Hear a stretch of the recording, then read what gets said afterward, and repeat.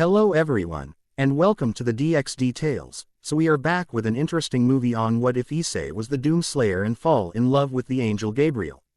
But before we start, I just want to remind you to please subscribe to my channel and hit the like button if you enjoy my content. Let's start the story. Chapter 1. Rebirth in Fire. The Abandon. D Cathedral reeked of sulfur and corruption. Moonlight filtered through shattered stained glass, casting prismatic fragments across scenes of carnage that no house of worship should ever witness. Blood, some red, some an impossible shade of green, splattered across ancient stone. Claw marks gouged deep into oak pews. The silence felt wrong after what had transpired here minutes before. Issei Hyudo. Yu moved like a ghost through the devastation, his armored boots making no sound against the stone floor. The modified shotgun in his hands, no ordinary weapon but something that pulsed with runes along its barrel, swept methodically from shadow to shadow. His breath came steady through the respirator of his helmet, a rhythmic counterpoint to the rapid beat of his heart. 3 years ago, he'd been just another high school student. Now he wore armor that seemed to drink in the darkness around him, pieces of modern tactical gear seamlessly integrated with plates of an unknown alloy that glowed with suppressed crimson energy along their seams. The helmet obscured his face completely, its visor reflecting nothing but an ominous green glow where eyes should be. A wet, gurgling sound echoed from behind the desecrated altar. Issei didn't hesitate. He didn't call out. He didn't offer warnings or ultimatums. Experience had taught him that mercy to these creatures meant death for humans elsewhere. In 3 swift strides, he cleared the distance and rounded the corner, shotgun raised. The demon, one of the larger breed the ancient texts called a Hell Knight, was dragging its ruined body across the floor. Intestines trailing behind it like obscene ribbons. One of its arms ended in a charred stump. Its jaw hung askew, connected by mere strands of sinew. Yet still it moved, driven by an RNAL will that transcended mortal understanding of pain. Green eyes fixed on Issei, hatred burning through the agony. A wet, rasping sound emerged from its throat, not a plea for mercy, but a curse in a language older than human civilization. Save it, Issei said, voice distorted through his helmet's speaker.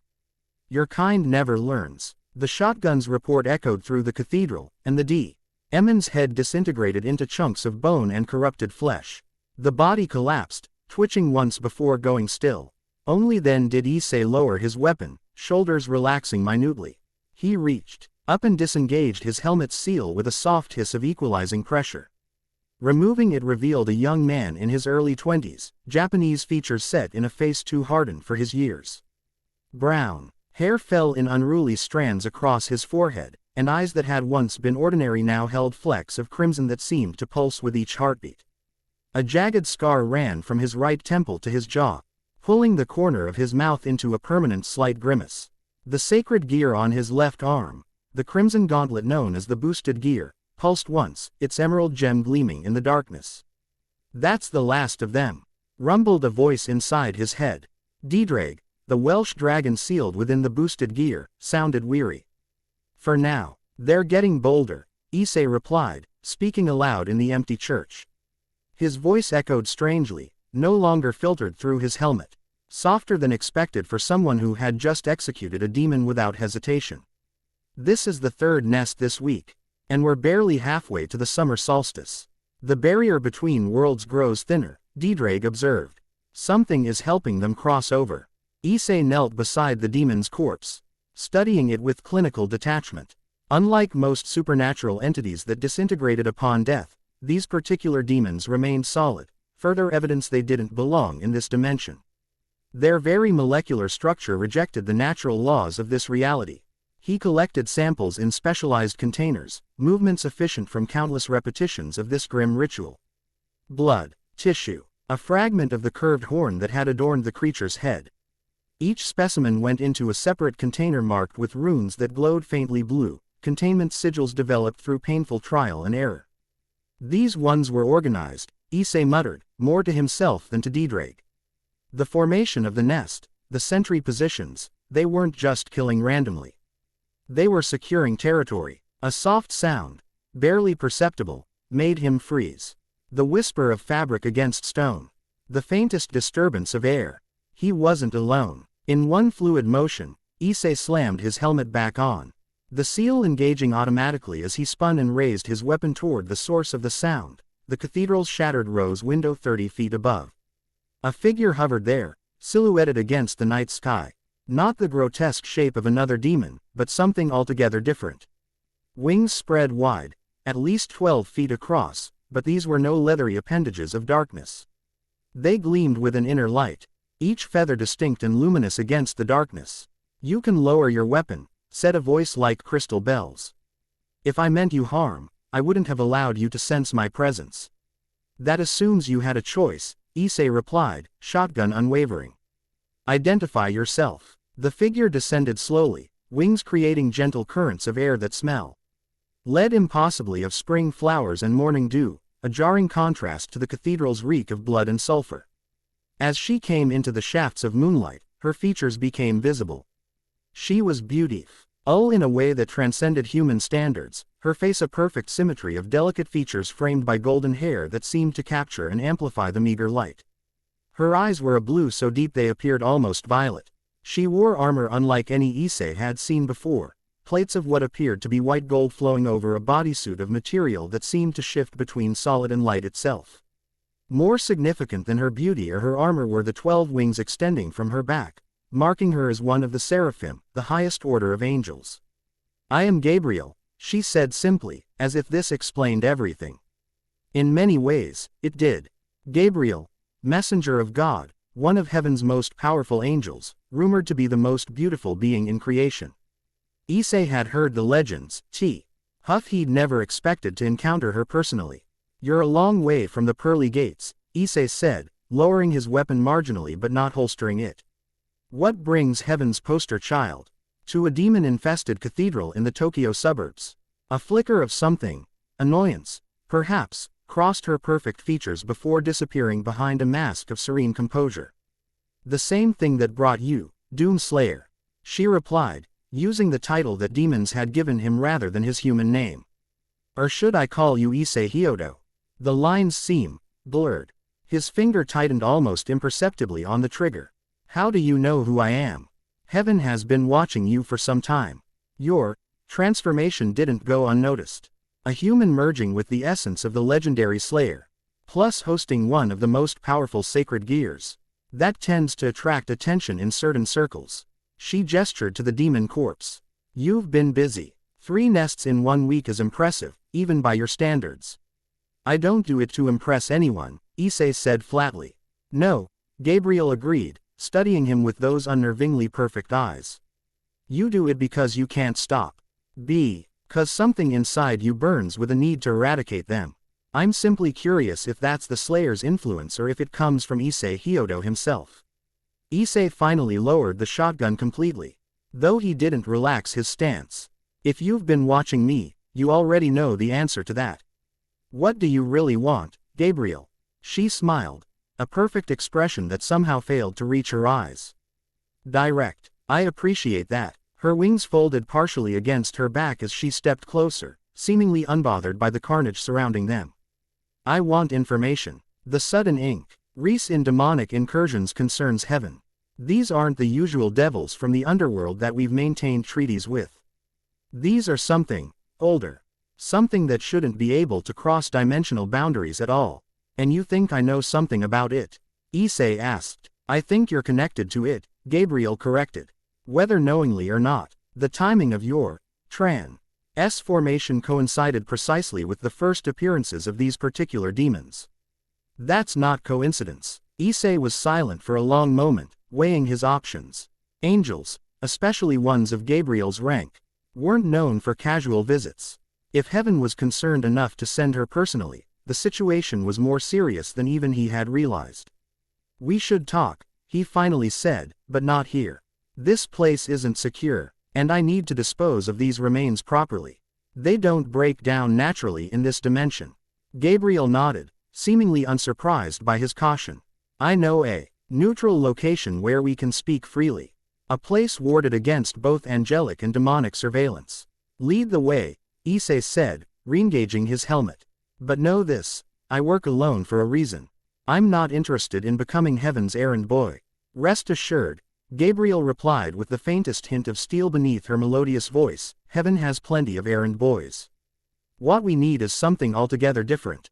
The neutral location turned out to be an ancient tea house nestled in a forgotten corner of Ueno Park. From the outside, it appeared abandoned, its wooden structure weathered by decades of neglect. Inside, however, was a different story. Traditional tatami mats covered the floor, impeccably maintained. A single iron teapot hung over glowing coals in the central hearth. The air smelled of green tea and sandalwood. Most notably, the moment Issei crossed the threshold, he felt the gentle but unmistakable press of powerful wards. Not hostile, but thorough. Why comprehensive? Barriers against scrying, detection, and dimensional interference. Impressive, he admitted, removing his helmet and setting it on the floor beside him as he knelt at the low table. His armor, designed to be more functional than the Doom Slayer's original suit, reconfigured itself slightly for a seated position. I didn't know angels maintained safe houses on Earth. We don't, typically, Gabriel said, her armor dissolving into motes of light as she took the form of a woman in a simple white kimono. Even in this more human appearance, her beauty remained otherworldly. This place belongs to an old friend who values discretion. He allows certain, interested parties to use it when necessary. She gracefully prepared tea, her movements suggesting centuries of practice with the ceremony. You've caused quite a stir, you know. Not just in heaven, but in the underworld as well. The various devil factions are equally concerned about these incursions, though for different reasons. I'm not concerned with politics, Issei said flatly. A luxury you may not be able to afford much longer, Gabriel replied, handing him a cup of tea. These attacks are escalating. Sooner or later, you'll need allies. Issei accepted the tea but didn't drink immediately, instead studying Gabriel with those unnervingly crimson-flecked eyes. You still haven't told me why heaven sent you specifically. This kind of reconnaissance could be handled by a much lower-ranking angel. A flicker of something, perhaps respect, crossed Gabriel's face. Perceptive. You're right, of course. She sipped her tea before continuing. I was sent because I'm one of the few beings who might recognize certain patterns. I was present during the first incursion, millennia ago. The first incursion, before recorded human history, before the great war between angels, fallen angels, and devils. There was another conflict, one that threatened not just Earth, but multiple dimensions simultaneously. These demons you're fighting, they're remnants of that original invasion. Issei's eyes narrowed. You're saying this has happened before. Many times, Gabriel confirmed. Though never on this scale since the original event. Throughout history, there have been isolated incidents, points where the dimensional barriers weakened and a few creatures slipped through. Usually, they were dealt with quietly. By who? Gabriel's eyes met his directly. By others who carried the essence you now bear. The Doom Slayer isn't a single entity, Issei Hyodo. It's a mantle that has been passed from warrior to warrior across dimensions and time, always appearing when the threat reemerges. The revelation hung in the air between them. Issei's hand unconsciously moved to his left arm where the Usted gear manifested, the sacred gear containing the Welsh dragon Didrake. Two ancient powers sharing one human vessel. That's why you're interested in me, he said finally. Not just because I'm killing demons, but because you've seen others like me before. Yes and no, Gabriel replied. I've encountered previous slayers, but never one who also hosted a dragon emperor. The combination is unprecedented. Inside Issei's mind, Didrake stirred. She speaks the truth, partner. I've existed for millennia, but I've never encountered this slayer essence before you. It's not of this world or the underworld. Issei relayed this information to Gabriel, who nodded thoughtfully. The dragons existed separately from the conflict I described. Their wars were different, focused on this dimension and its adjacent realms. The demons I speak of come from somewhere far more distant in the multiversal framework. She leaned forward slightly. Tell me, Issei, how did it happen? How did you become what you are now? The question brought unwelcome memories surging to the surface. Issei's hand tightened around the teacup until his knuckles whitened. For a moment, he said nothing, lost in recall. Session of that terrible day 3 years ago. It was supposed to be an ordinary school trip, he finally said, voice distant. Huo Academy, Third year class. We went to that historical museum downtown. The one that was destroyed in what the media called a gas explosion. Gabriel remained silent, allowing him to tell the story at his own pace. There was an artifact there, a stone sarcophagus with markings no one could identify. The curator told us it had been discovered during an underwater excavation off the coast of Argentina. Carbon dating placed it at over 10,000 years old, but the material wasn't like anything they'd seen before. Issei's eyes unfocused, seeing not the tea house but the memory playing out in vivid detail. We were the last tour group of the day. The sun was setting. I remember noticing that the shadows seemed wrong, too deep, moving against the light. Then the screaming started. The museum's grand hallway had transformed from a place of learning to a slaughterhouse in seconds. Creatures that shouldn't exist tore through reality itself, emerging from tears in the air that pulsed with sickly orange light. They moved with impossible speed, too many limbs and too many teeth. Their forms an affront to natural law. Students and staff ran screaming, but there was nowhere to go. The creatures were everywhere, ripping, tearing, feeding. Blood splashed across marble floors and glass display cases. Issei had frozen for one crucial second, one moment of paralyzed terror as his brain refused to process what his eyes were seeing. That second cost him. By the time he turned to run, the exit was blocked by more of the creatures. "This way," Matsuda had shouted, grabbing his arm and pulling him toward a side corridor. His friend's face was pale with terror, but he was moving, thinking. The emergency exit. They never reached it. A larger creature, 9 feet tall with horns curving back from a skull-like face, burst through a wall, sending chunks of concrete flying. Its clawed hand caught Matsuda mid-stride, lifting him effortlessly. "Run!" Matsuda gasped, blood already spilling from his mouth. "Issei! Ru!" The creature squeezed, and Matsuda simply came apart. Like an overripe fruit crushed in a giant's hand. Something broke inside Issei then. Not courage. Nothing so noble. Simple animal panic took over. He ran blindly, slipping in blood both human and otherwise. Careening off walls, his only thought to get away, to survive just one more second. He found himself in the new exhibit hall, where the mysterious sarcophagus stood on a raised dais. The room was eerily empty of both monsters and victims. The stone coffin now emitted a faint green glow from the seams of its lid, pulsing like a heartbeat. Behind him, the sounds of pursuit grew closer. Snarls and the wet slap of inhuman feet on marble. Gibbering voices speaking words that hurt the human ear. Desperate, Issei scrambled onto the dais and behind the sarcophagus, hoping for some protection. Some momentary hiding place. His hand brushed the stone, and the lid exploded upward with a force that should have killed him instantly. Instead, he found himself floating in emerald fire that didn't burn. Inside the sarcophagus wasn't a body but a suit of armor unlike anything he'd ever seen, ancient beyond reckoning yet somehow futuristic in its design. A voice spoke directly into his mind. Not in words but in concepts, emotions, memories. A history of endless war against the demonic. A purpose distilled to its purest essence. Protect, fight, destroy. The voice read a choice that wasn't really a choice at all. Merge or die, take up the mantle or watch everything he loved be consumed. In that moment of terror and grief, with Matsuda's death still fresh in his mind, Issei accepted. The armor dissolved into particles of green energy that flowed into him like liquid fire. His body convulsed as it was remade from the inside out, bones strengthening, muscles densifying, neural pathways reconfiguring. Most dramatically, the dormant sacred gear within him, the boosted gear he hadn't yet awakened in the original timeline, surged to life, its red gauntlet materializing on his left arm. Inside his mind, 2 ancient consciousnesses met for the first time, Diedrag the Welsh dragon and the nameless, wordless essence of the Doom Slayer. For one terrible moment, they clashed, threatening to tear Issei's psyche apart in their battle for dominance. Then, inexplicably, they reached an accord. The dragon recognized the Slayer not as enemy but as kindred, another ancient being bound by purpose. The Slayer accepted the dragon as an ally in its eternal war. When the demons broke into the room seconds later, they found not a frightened schoolboy but something altogether different. Issei stood before the shattered sarcophagus, his body radiating green and red energy in pulsing waves. The boosted gear on his arm had changed, integrating elements of the Slayer's power into its structure.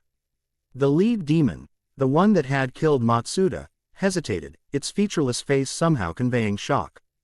Doom Slayer, it hissed in a language Issei shouldn't have understood but now did. Impossible. Issei didn't respond with words. He moved, faster than human limitations should allow, driven by instincts and muscle memory that weren't his own. His fist, enhanced by bow, the boosted gear and the Slayer's essence, connected with the demon's head.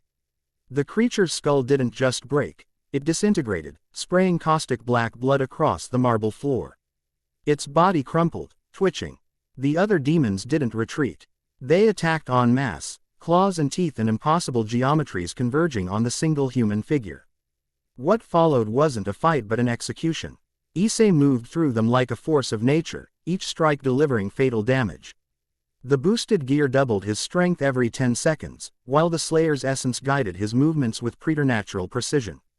He used the demons' own claws as weapons, ripping limbs free and turning them against their former owners. When it was over, Issei stood alone in a room painted with black ichor. His breath coming in even measures despite the carnage he'd just inflicted. The rage that had driven him ebbed slowly, leaving room for horror at what he'd done, and what had been done to him. He looked down at his hands, normal human hands now, the sacred gear having receded, and saw them painted with blood both black and red. Some of it was his own. Most wasn't. The museum's emergency HTS cast everything in a surreal red glow. In the distance, sirens wailed. The normal world was responding to the intrusion, not understanding what had really happened here. Issei knew, with a certitude that transcended his limited human perspective, that this was only the beginning. The official death toll was 73, Issei concluded, voice flat as he returned to the present. 28 of my classmates. Plus museum staff and other visitors. The government classified it as a terrorist attack using hallucinogenic gas. Survivors were discredited, their testimonies attributed to trauma and chemical exposure. Gabriel's face showed genuine sorrow. And afterward, how did you become this? She gestured to his armor, the weapons, his whole military bearing. Trial and error, Issei said with a grim smile that didn't reach his eyes. The Slayer's essence gave me abilities and instincts, but not equipment or resources. I had to build those myself. Ddraig helped. The boosted gear can transfer properties between objects under certain conditions.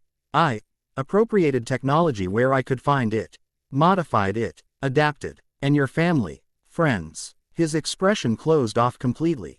My parents think I'm studying abroad. It's safer that way. As for friends, he trailed off. Most died that day. The few who survived, it's better they don't know what I've become.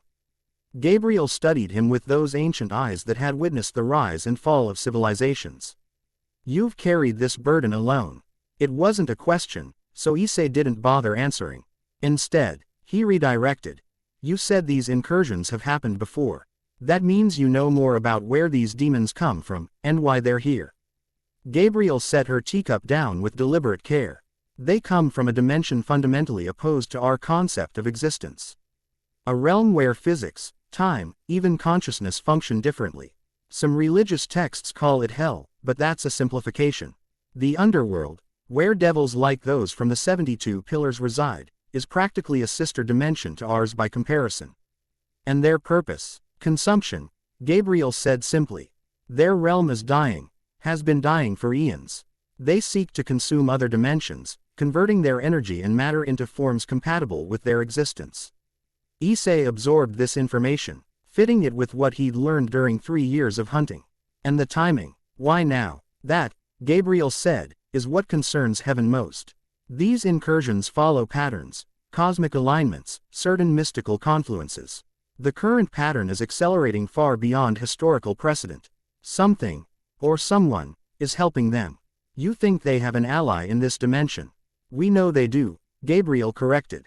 Our intelligence suggests a being of considerable power is working to create a permanent gateway between dimensions, one that would allow not just individual demons to cross over, but entire armies. We've identified him as a demon lord named Maledict. Issei's eyes narrowed. I've encountered that name before. In the ravings of a higher demon I interrogated before eliminating it. Maledict is ancient, one of the original architects of the first incursion. If he succeeds in creating a permanent gateway, then everything ends, Issei finished. Not just human civilization, everything. Gabriel nodded gravely, which brings me to why I sought you out specifically. Heaven is preparing to intervene directly, but our options are limited by ancient treaties and cosmic laws. We need someone who can operate flexibly. You want to use me as your hitman, Issei said bluntly. I want to offer an alliance, Gabriel countered. Resources, intelligence, access to realms and knowledge you couldn't obtain alone. In return, you continue doing exactly what you've been doing, but with better information and support. Issei fell silent, considering. The pragmatic part of him, the cold, tactical mind partly shaped by the Slayer's essence, recognized the advantage such an alliance would bring. The human part of him, the part that still remembered being a normal Eniger with normal hopes, distrusted the political machinations of immortal beings. What does heaven really get out of this? He asked finally. You could send a legion of angels if you wanted to. Why rely on one human hybrid? Gabriel's perfect lips curved in a small, sad smile. Because you're not just any hybrid. The Doom Slayer's essence has chosen you for a reason, just as the boosted gear did. Throughout history, when these incursions have occurred, it's always been a Slayer who ended them, not armies, not gods, not cosmic entities. One warrior, carrying a burden no one should have to bear. She leaned forward slightly, and if I'm being completely honest, heaven's forces are diminished from what they once were. The Great War cost us dearly. God's death left a vacuum that... Wait, Issei interrupted, genuine shock breaking through his controlled demeanor. God is dead, the biblical God. Gabriel's expression confirmed it before her words did. You didn't know. Of course you wouldn't. It's one of the most closely guarded secrets in the supernatural world. Yes, the God of the Bible died during the Great War between the three factions. Michael leads heaven now, maintaining the system as best he can. But our power isn't what it once was. This revelation shifted Issei's understanding of the cosmic chessboard considerably. If heaven was operating without its founder and most powerful entity, their interest in him made much more sense. So this alliance, he said slowly, would be between equals. Not master and servant. Precisely, Gabriel confirmed. I would serve as your contact with heaven, providing intelligence and resources. You would maintain complete operational freedom, pursuing Maledict in whatever way you see fit. Our only request is regular information sharing. Issei considered for a long moment, then reached a decision. I'll need proof of good faith. Intelligence on Maledict's current location and activities. A way to contact you directly. That doesn't involve waiting for you to appear dramatically in windows. Gabriel actually smiled at that. A genuine expression that transformed her face from divine perfection to something surprisingly human. I think those terms can be arranged. She produced a small crystal pendant from within her kimono. This will allow you to contact me directly, regardless of dimensional barriers. It's Chi-D to your specific energy signature, a combination of human, dragon, and Slayer essence. Issei accepted the pendant, studying it briefly before tucking it away. As for intelligence, Gabriel continued. Our sources indicate Maledict is currently operating from a series of nested pocket dimensions, but he needs physical anchors in our world. We've identified 3 potential locations where these anchors might be established. The first is in Hokkaido, near the Akan Mashu National Park. She produced an elegant scroll that unfolded to reveal maps and detailed information. This contains everything we know about all 3 locations. The language is Enochian, but with the Slayer's essence, you should be able to read it. Issei studied the scroll, finding that he indeed could understand the angular script despite never having seen it before. Some of these details are extremely specific. You have someone on the inside. We have our methods, Gabriel said diplomatically. Just as I'm certain you have yours. Issei re-rolled the scroll and secured it in a compartment of his armor. Then we have an agreement. I'll investigate these locations, starting with Hokkaido. If I find evidence of Maledict's activities, I'll eliminate the anchor points and track him to his source. And you'll keep me informed, Gabriel added, not quite a question. As agreed, Issei confirmed, rising to his feet and reattaching his helmet. The seals engaged with a soft hiss. Though I still work alone in the field, I can't protect civilians while fighting demons. Gabriel also stood, her kimono dissolving into motes of light as her armor and wings remanifested. I wouldn't dream of interfering with your methods, Doom Slayer. I've seen firsthand what happens to those who get between you and your prey. Something in her tone made Issei pause at the door. You've encountered a previous Slayer directly, haven't you? Not just observed from a distance. Gabriel's expression became unreadable. Once, during the first incursion, it did not go as expected. Before Issei could press for details, she changed the subject smoothly. The wards on this location will remain active for another hour. You can use this place to prepare before departing for Hokkaido. Recognizing the deflection but choosing not to pursue it, Issei nodded. I'll leave at dawn. The demons are less active during daylight hours. Something about this dimension's solar radiation interferes with their biological processes. An observation Heaven's scholars have also made, Gabriel noted with approval. You've been more methodical in your research than I expected. Know your enemy, Issei replied simply. The Slayer's instincts are valuable, but understanding these creatures scientifically provides advantages instinct alone can't match. Gabriel studied him with renewed interest. You've integrated the Slayer's essence rather than being consumed by it. That's unusual. Most previous hosts eventually lost themselves to its single-minded purpose. I have anchors the others lacked, Issei said, unconsciously touching his left arm where the boosted gear manifested. Didraig balances the Slayer's rage with draconic pride and strategy. And I have personal reasons to maintain my humanity. The memory of his parents, of surviving friends who thought him safely studying abroad, flashed through his mind. The faces of those who died at the museum, Matsuda, Motohama, classmates whose names he recited each night before sleep like a prayer or penance. Gabriel seemed to sense the weight of these unspoken thoughts. Then perhaps you truly are unique among Slayers, Issei Hyodo. I look forward to discovering what that might mean for us all. With that enigmatic statement, she vanished in a flash of golden light, leaving Issei alone in the ancient tea house with his thoughts and plans. Inside his mind, Didraig stirred. She's hiding something, partner. Angels always are, Issei replied silently. But her information checks out with what we've gathered ourselves. For now, that's enough. And if heaven has its own agenda regarding Maledict, Issei's lips curved in a grim smile beneath his helmet. Then they'll learn what demons already know. Nothing stands between the Slayer and his prey. Not even heaven itself. He checked his weapons one final time before stepping out into the pre-dawn darkness. Hokkaido awaited, and with it, the next step in his hunt. Behind him, the tea house faded from normal perception, its ancient wards resuming their dormant state. Somewhere far above, Gabriel watched his departure. Her expression troubled. Be careful what you wish for, Michael, she murmured to herself. I think we've found exactly what we were looking for, and it may be more than heaven can control. In the east, the faintest hint of dawn appeared on the horizon. A new day began, perhaps one of the last days this world would know, if they failed to stop what was coming. Above the city, dark clouds gathered against the lightening sky. The hunt continued. Chapter 1 and Chapter 2, Sacred and Profane. Hokkaido greeted Issei with bitter cold and ash-gray skies. Late UMN had already surrendered to winter's advance in Japan's northernmost island, painting the landscape in muted tones of white and slate. The rental car struggled against mountain roads that wound through ancient forests, its tires crunching over patches of early snow. The isolation suited him. 3 years of hunting had taught him to appreciate the absence of potential collateral damage. Demons didn't care who got caught in the crossfire. In fact, they seemed to relish civilian casualties. Out here, miles from the nearest town, he could work without restraint. The coordinates indicate we're approaching the target zone, Didraig observed in his mind.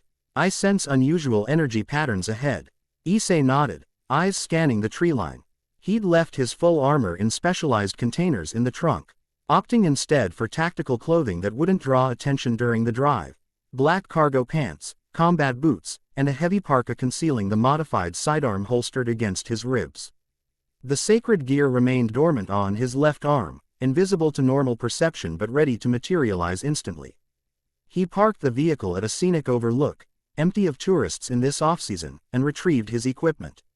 Within minutes, he'd transformed from anonymous traveler to armored hunter, his helmet's advanced sensors already gathering data about the surrounding terrain. Multiple E-energy signatures approximately 2 kilometers northeast, he murmured, the helmet modulating his voice into something deeper, less human. Moving in formation, not trying to hide their presence. Confidence or carelessness? Ddraig questioned. We'll find out. Issei moved through the forest with practiced efficiency, each step calculated for both speed and silence. The armor, a hybrid of E Slayer's original design and modern tactical gear, enhanced his already supernatural strength and reflexes while maintaining remarkable quietness. Where the original Doom Slayer had been a devastating battering ram, Issei had adapted those abilities into something more versatile. Sometimes subtlety preceded violence. He crested a small ridge and dropped to one knee, activating the helmet's enhanced optics. In the valley below stood an ancient Shinto shrine, its vermilion torii gate stark against the snow-dusted landscape.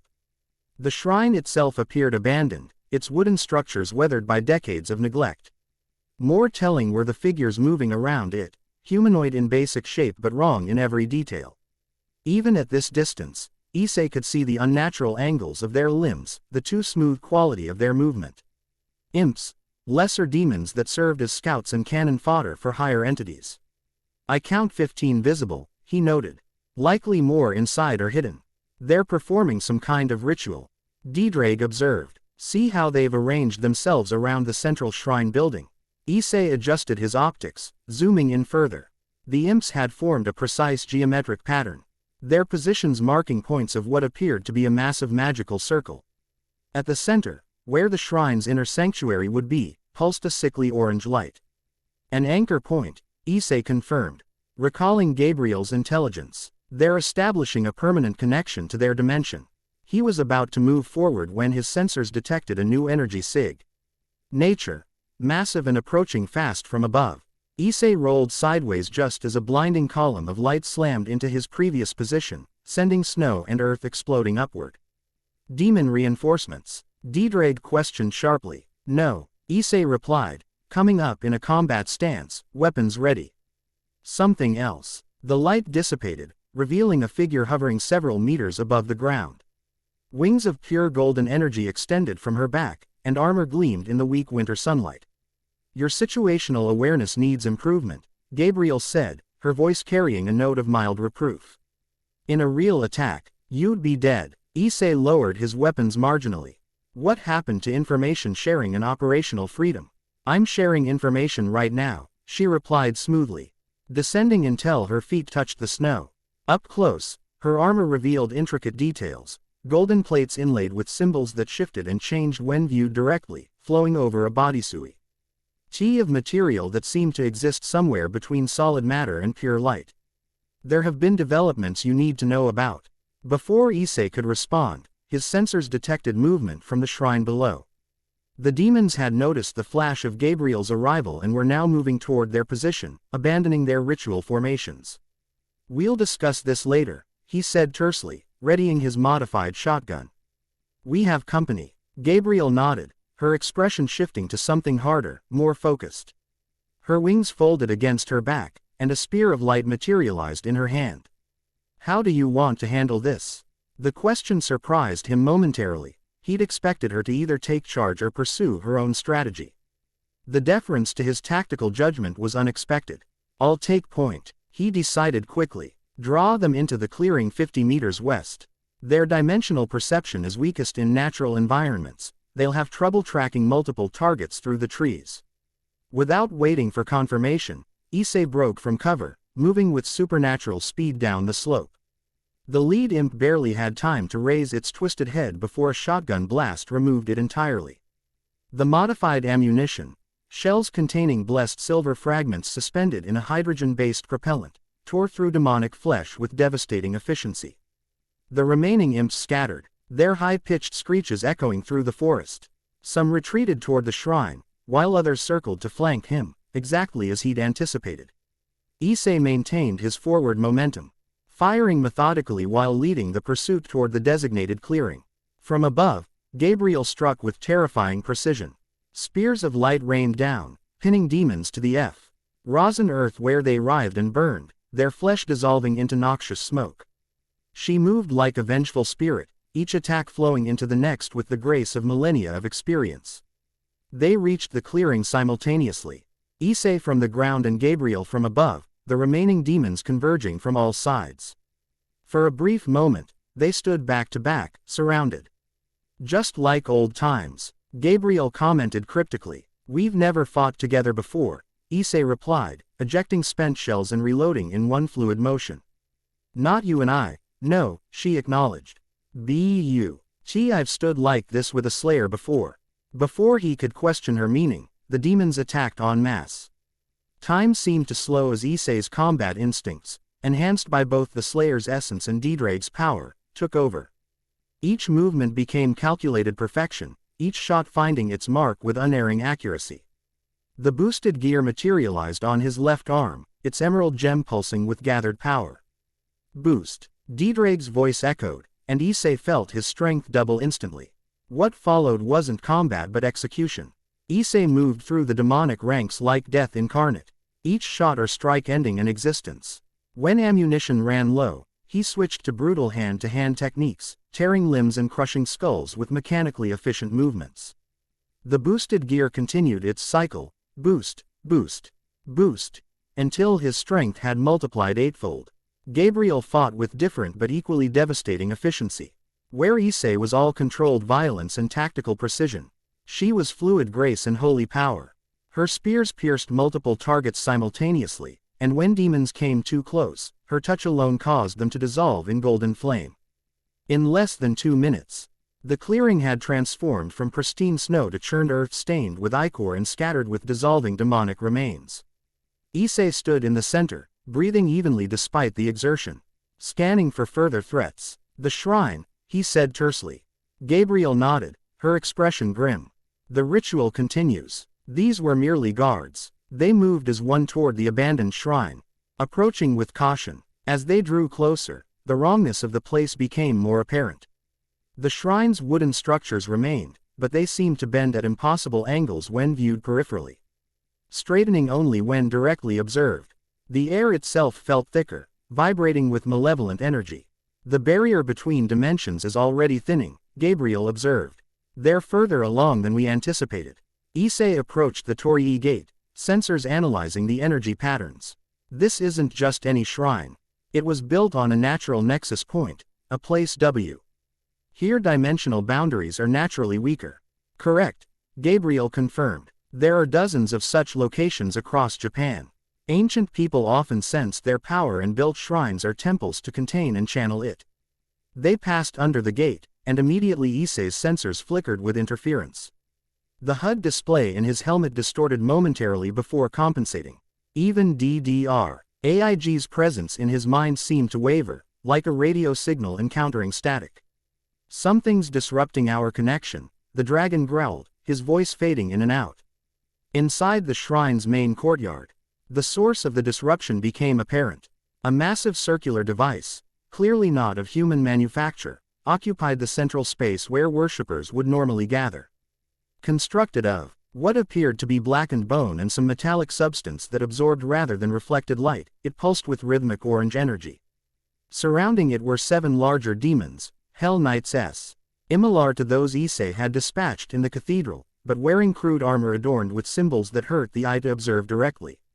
They were chanting, their guttural voices speaking words Qi seemed to physically distort the air around them. A summoning circle, Gabriel whispered. They're creating a gateway for something bigger to come through. Issei raised his weapon, calculating angles of fire. But Gabriel placed a restraining hand on his arm. Wait, she cautioned. Look at the symbols on the device. He focused his sensors, analyzing the arcane patterns. Recognition came slowly, not from his own knowledge or even the Slayer's essence, but from somewhere deeper, more instinctive. Those are draconic runes, Diedrag said, his voice strengthening as he pushed through the interference. Ancient ones, from before my time, they're designed to capture and channel draconic energy. Sacred gears, Issei realized. They're targeting sacred gears, specifically the ones containing dragons. Gabriel nodded grimly, which explains their recent attack patterns. They've been hunting sacred gear users, particularly those with dragon-affiliated gears. This revelation shifted Issei's understanding of the threat. It wasn't just random incursion points. The demons were specifically targeting power sources that could accelerate their plans. "We need to destroy that device," he said, readying his weapon again. "Before they complete whatever they're attempting." "Agreed," Gabriel replied, summoning fresh spears of light. "But be prepared. Those Hell Knights won't go down easily." Issei didn't waste time on further discussion. He burst from cover, firing at the nearest knight while simultaneously activating the boosted gear. Boost. The shotgun's modified rounds tore into demonic armor, staggering the creature backward but not dropping it. As Issei had expected, these were far more resilient than the imps outside. The knight roared, a sound that caused blood vessels to rupture in unprotected human ears, and charged, massive claws extended. Issei met the charge head-on, ducking under the sweeping claws and driving his armored fist into the creature's abdomen. Enhanced by the boosted gear, the blow punched completely through the demon's body, erupting from its back in a spray of noxious fluid. Boost. Without pausing, Issei withdrew his arm and spun to face the next threat. Two more knights converged on him, moving with surprising coordination. He dodged the first attack but took a glancing blow from the second that sent him skidding backward, his arm absorbing most but not all of the impact. Above, Gabriel engaged the remaining knights with devastating aerial attacks. Her spears pierced demonic armor like paper, but the creatures showed remarkable resilience, continuing to fight even with multiple holy weapons embedded in their bodies. One managed to leap upward, catching her wing and dragging her groundward. She responded by manifesting a sword of pure light, cleaving the demon's arm off at the shoulder. The coordinated attack had one unintended benefit: the ritual had been disrupted, the chanting broken. The device at the center pulsed erratically now, its orange glow fluctuating. Boost. Issei's strength had now multiplied 16-fold. He charged forward, breaking through the demonic ranks with sheer overwhelming force. Each blow shattered armor and broke bodies, his movements becoming a blur of controlled violence. The Slayer's essence surged within him, recognizing ancient enemies and responding with cold, mechanistic hatred. "The device," Gabriel called, her voice cutting through the chaos. "It's destabilizing." Issei glanced toward the center to see the bone and metal construction vibrating violently, cracks appearing along its surface. Orange energy leaked from these fissures, forming tendrils that writhed like living things, reaching outward. "It's not shutting down," Diedrage warned. "It's overloading." Understanding the danger immediately, Issei changed tactics. Instead of continuing to engage the knights, he charged directly toward the device, summoning the full power of the boosted gear. Explosion. All the accumulated energy released at once, enveloping his body in a crimson aura. He slammed into the device with his full strength, driving it downward into the earth. The impact created a CK wave that knocked the remaining demons off their feet and sent cracks racing through the shrine's stone foundation. The device shattered, releasing a massive surge of orange energy that shot skyward in a pillar of corrupted light. For a moment, the fabric of reality seemed to tear open above them, revealing a glimpse of somewhere else, a landscape of fire and twisted structures that defied physical laws. Then, as suddenly as it appeared, the rift collapsed. The backlash of energy slammed downward, engulfing everything in blinding light. When Issei's vision cleared, the shrine courtyard had been transformed into a smoking crater. The demons had been vaporized, leaving nothing but ash and fragments of armor. Of the device, only blackened shards remained, still smoldering with rapidly fading energy. Gabriel landed beside him, her armor scorched and one wing noticeably dimmer than the others. "That," she said with surprising dryness, "was not the controlled demolition I would have preferred." Issei examined the remains of the device, his sensors gathering data. It was designed to fail catastrophically if disrupted. They would rather destroy everything than let their technology be captured. A mentality consistent with their nature, Gabriel agreed, kneeling to examine a fragment. "This material, it's not just bone or metal. It's solidified energy, specifically, corrupted sacred energy."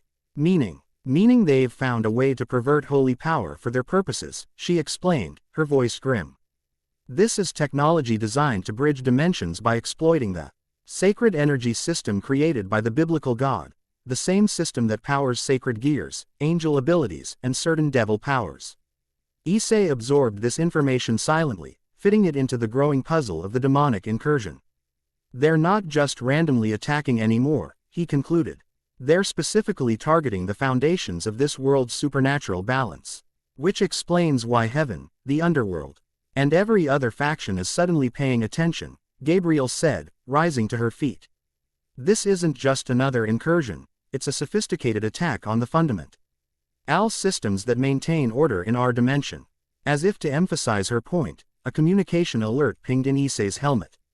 Incoming transmission, he noted with surprise. Encrypted using angelic protocols. That would be our reinforcement, Gabriel said. I took the liberty of arranging additional expertise. The situation has escalated beyond our initial assessment. Issei accepted the transmission with a touch to his helmet.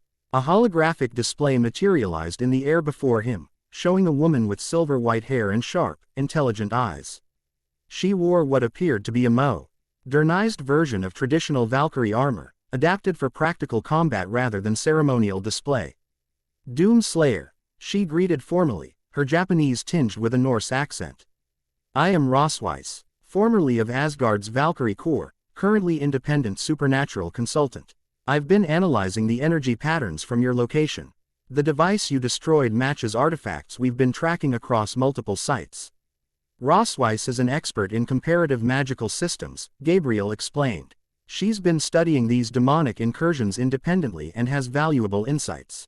Issei studied the Valkyrie's image, noting the precision of her posture and the analytical sharpness of her gaze. What can you tell me that heaven doesn't already know? If Rosweiss was offended by his bluntness, she didn't show it. 3 things. First, the device you destroyed was one of 7 currently active on Earth. Second, they form a geometric pattern when mapped globally, a summoning array of unprecedented scale. Third, and most importantly, I've identified the likely target of their summoning efforts. She paused, her expression grave. They're attempting to bring Maledict High MSELF into our dimension, not just his consciousness or a projection, but his physical form. If they succeed, the damage will be catastrophic. How catastrophic? Issei asked, though he suspected he already knew the answer. Total dimensional collapse, Rosweiss replied matter-of-factly. Our reality would be absorbed into theirs, with an estimated survival rate for all native life forms of less than 0.01%. The crater around them suddenly seemed very small compared to the scale of the threat they faced. Issei's mind, both his human tactical thinking and the Slayer's cold strategic calculation, immediately began processing implications and possible countermeasures. You said there are 6 more devices, he noted. Locations. I'm forwarding the data to your systems now, Rosweiss confirmed. But there's more you need to know before you rush off to destroy them. These devices are merely the first phase. They're creating what we might call reception points. The actual summoning requires a catalyst, specifically the merged energy of multiple dragon-affiliated sacred gears. Inside Issei's mind, Diedrag stirred uneasily. They want to use us as a battery, the dragon growled. Our power to open the gate. Precisely, Rosweiss confirmed, apparently able to hear the dragon's communication. Which is why they've been hunting sacred gear users. But they need more than just any dragon gears, they need specific ones. Based on my analysis of ancient texts and the demonic sigils we've decoded, they require the power of at least one heavenly dragon. The implication was clear. As the host of Diedrag, one of the 2 heavenly dragons, Issei wasn't just a hunter in this scenario, he was also potential prey. This changes our approach, Gabriel said thoughtfully. We need to destroy the remaining devices, yes.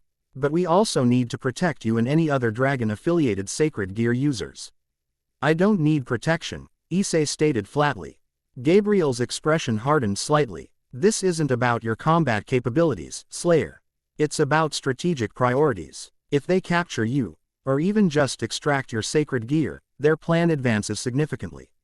We can't afford to take that risk. Before Issei could argue further, Rosweiss interjected.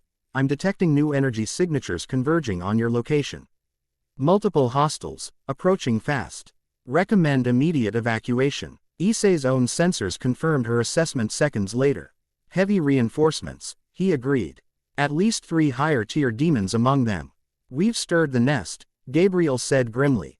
They know we're targeting their devices. There's a safe location approximately 20 kilometers south, Rossweiss informed them. An old hunting lodge warded against supernatural detection. I can guide you there. Issei didn't waste time on further discussion. He gathered what useful fragments of the device he could salvage, storing them in specialized containment pouches built into his armor.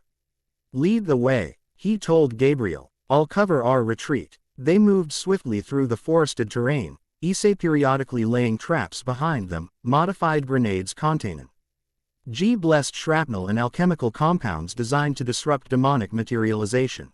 Gabriel flew low through the trees, occasionally rising to check their pursuers' progress. They're being cautious, she reported after one such reconnaissance. Following but maintaining distance. They recognize your armor. Fear is appropriate, Issei replied coldly. Gabriel gave him a sidelong glance. Is that you speaking, or the Slayer? The question caught him off guard. Few people in his experience had bothered to distinguish between the two. Does it matter? I think it does, she said simply, before accelerating ahead. The hunting lodge appeared after nearly an hour of rapid travel, a sturdy wooden structure nestled against a rocky hillside, partially concealed by ancient pines. To normal perception, it would appear abandoned and unremarkable. To Issei's enhanced senses, however, the complex layering of protective wards was immediately apparent, concentric rings of Norse, Christian, and Eastern protective magic woven into a sophisticated defensive system. Impressive work, he acknowledged as they approached the perimeter. Rossweiss is nothing if not thorough, Gabriel replied. She designed this safe house specifically to counter demonic detection methods. They passed through the outermost ward, and Issei felt a subtle shift, as if a weight he hadn't noticed was suddenly lifted. His armor's systems registered the change as a complete disappearance from any tracking or scrying attempts. Even the constant background awareness of demonic presence he'd grown accustomed to faded to nothing. The lodge's door opened as they approached, revealing Rossweiss in person. Up close, she projected an aura of competent professionalism. Her silver-white hair was pulled back in a practical braid, and her modified Valkyrie armor combined traditional elements with modern tactical design. Sharp, intelligent eyes assessed Issei with professional interest rather than fear or awe. Doom Slayer, she greeted with a formal nod. Welcome to Yggdrasil Outpost. Just Issei is fine, he replied, surprising himself with the concession. He disengaged his helmet's seal and removed it, revealing his face, a gesture of trust that was rare in his interactions with new allies. If Rossweiss was surprised by his relatively young appearance, she didn't show it.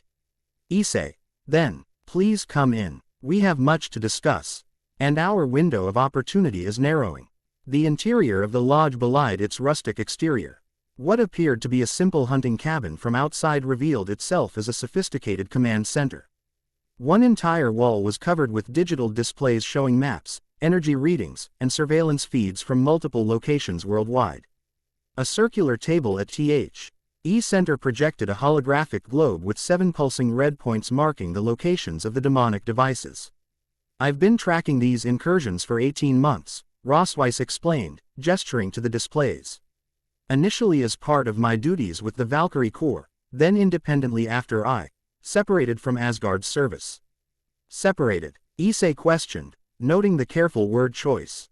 A flicker of something, pain, perhaps, or resignation, crossed her face before disappearing behind professional composure.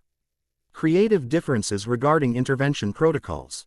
Asgard prefers observation to action when it comes to threats outside their direct jurisdiction. Their loss is our gain, Gabriel interjected smoothly. Rossweiss's research has been invaluable in understanding the pattern of these attacks. The former Valkyrie nodded acknowledgement before continuing her briefing. The devices form a heptagram pattern globally, a 7-pointed star. Each point corresponds to a location with naturally thin dimensional boundaries. You've destroyed the first, here in Hokkaido. The remaining 6 are in Siberia, Peru, Ethiopia, Antarctica, Australia, and Norway. prioritization? Issei asked, examining the holographic display. Based on energy readings, the Norway site is closest to activation, Rosweiss replied. Followed by Antarctica and Australia. The others appear to be in earlier stages of preparation. Issei considered this information, weighing tactical options. The Antarctica location is most isolated from civilian populations, he noted. If another device overloads during destruction, collateral damage would be minimized. A practical assessment, Rosweiss agreed, but there's another factor to consider. The Norway site is located near Asgard's earthly access point. If it activates fully, it could potentially disrupt the connections between realms, affecting not just Earth but Asgard, Alfheim, and other connected dimensions. Making IT both highest priority and highest risk, Gabriel concluded. If we destroy it, the backlash could damage multiple realms. If we don't, the summoning array advances significantly. Issei studied the holographic representation of the Norway site, a remote fjord surrounded by mountains. What defenses can we expect? Heavy, Rosweiss said grimly. When I attempted reconnaissance last week, I encountered elite guards, not just Hell Knights but Barons of Hell. I was fortunate to escape with minor injuries. She pulled up additional displays showing creatures even larger and more heavily armored than the Hell Knights they'd faced at the shrine. Standing nearly 12 feet tall with massive horned heads and arms corded with impossible musculature, they radiated malevolent power even through the recorded images. I've encountered barons before, Issei said, memories of particularly brutal battles surfacing. They're intelligent, coordinated, and significantly more durable than knights. Conventional weapons barely slow them down. Which is why I've been developing these, Rosweiss replied, moving to a weapon rack along one wall. She removed what appeared to be a modified rifle with runic inscriptions along its barrel and magazine. Armor-piercing rounds infused with a combination of holy water, blessed silver, and crushed fragments of Yggdrasil. My testing indicates they penetrate demonic armor more effectively than standard blessed ammunition. Issei accepted the weapon, examining it with professional appreciation. The craftsmanship was exceptional, the magical engineering sophisticated without sacrificing practical combat utility. You've done this before, he observed. Valkyries aren't just ceremonial escorts to Valhalla, Rosweiss replied with a hint of professional pride. We're trained as both warriors and magical specialists. My particular expertise is in combat runic applications. She's being modest, Gabriel commented. Rosweiss was considered Asgard's foremost expert on cross-pantheon magical integration before her departure. Her defensive ward systems are used by multiple supernatural factions.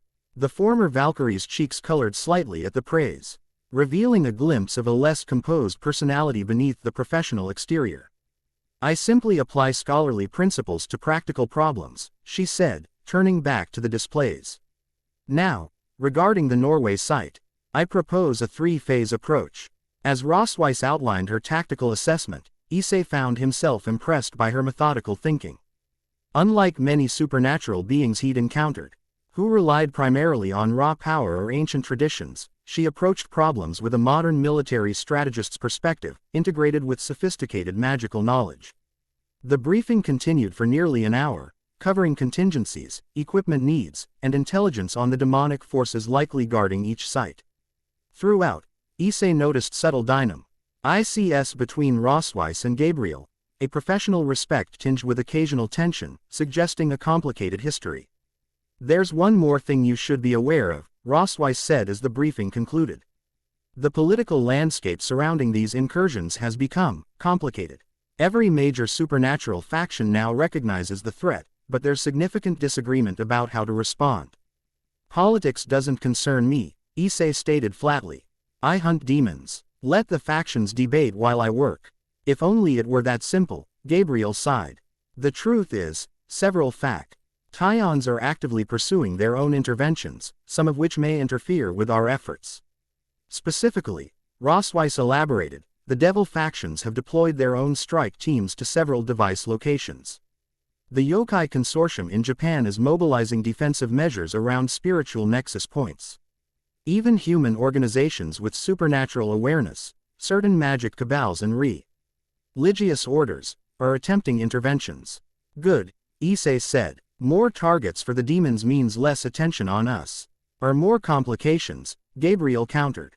Some of these groups see you, specifically as a wild card, a potential threat rather than an ally. There have been discussions about containing you rather than cooperating with you. This was unsurprising to Issei.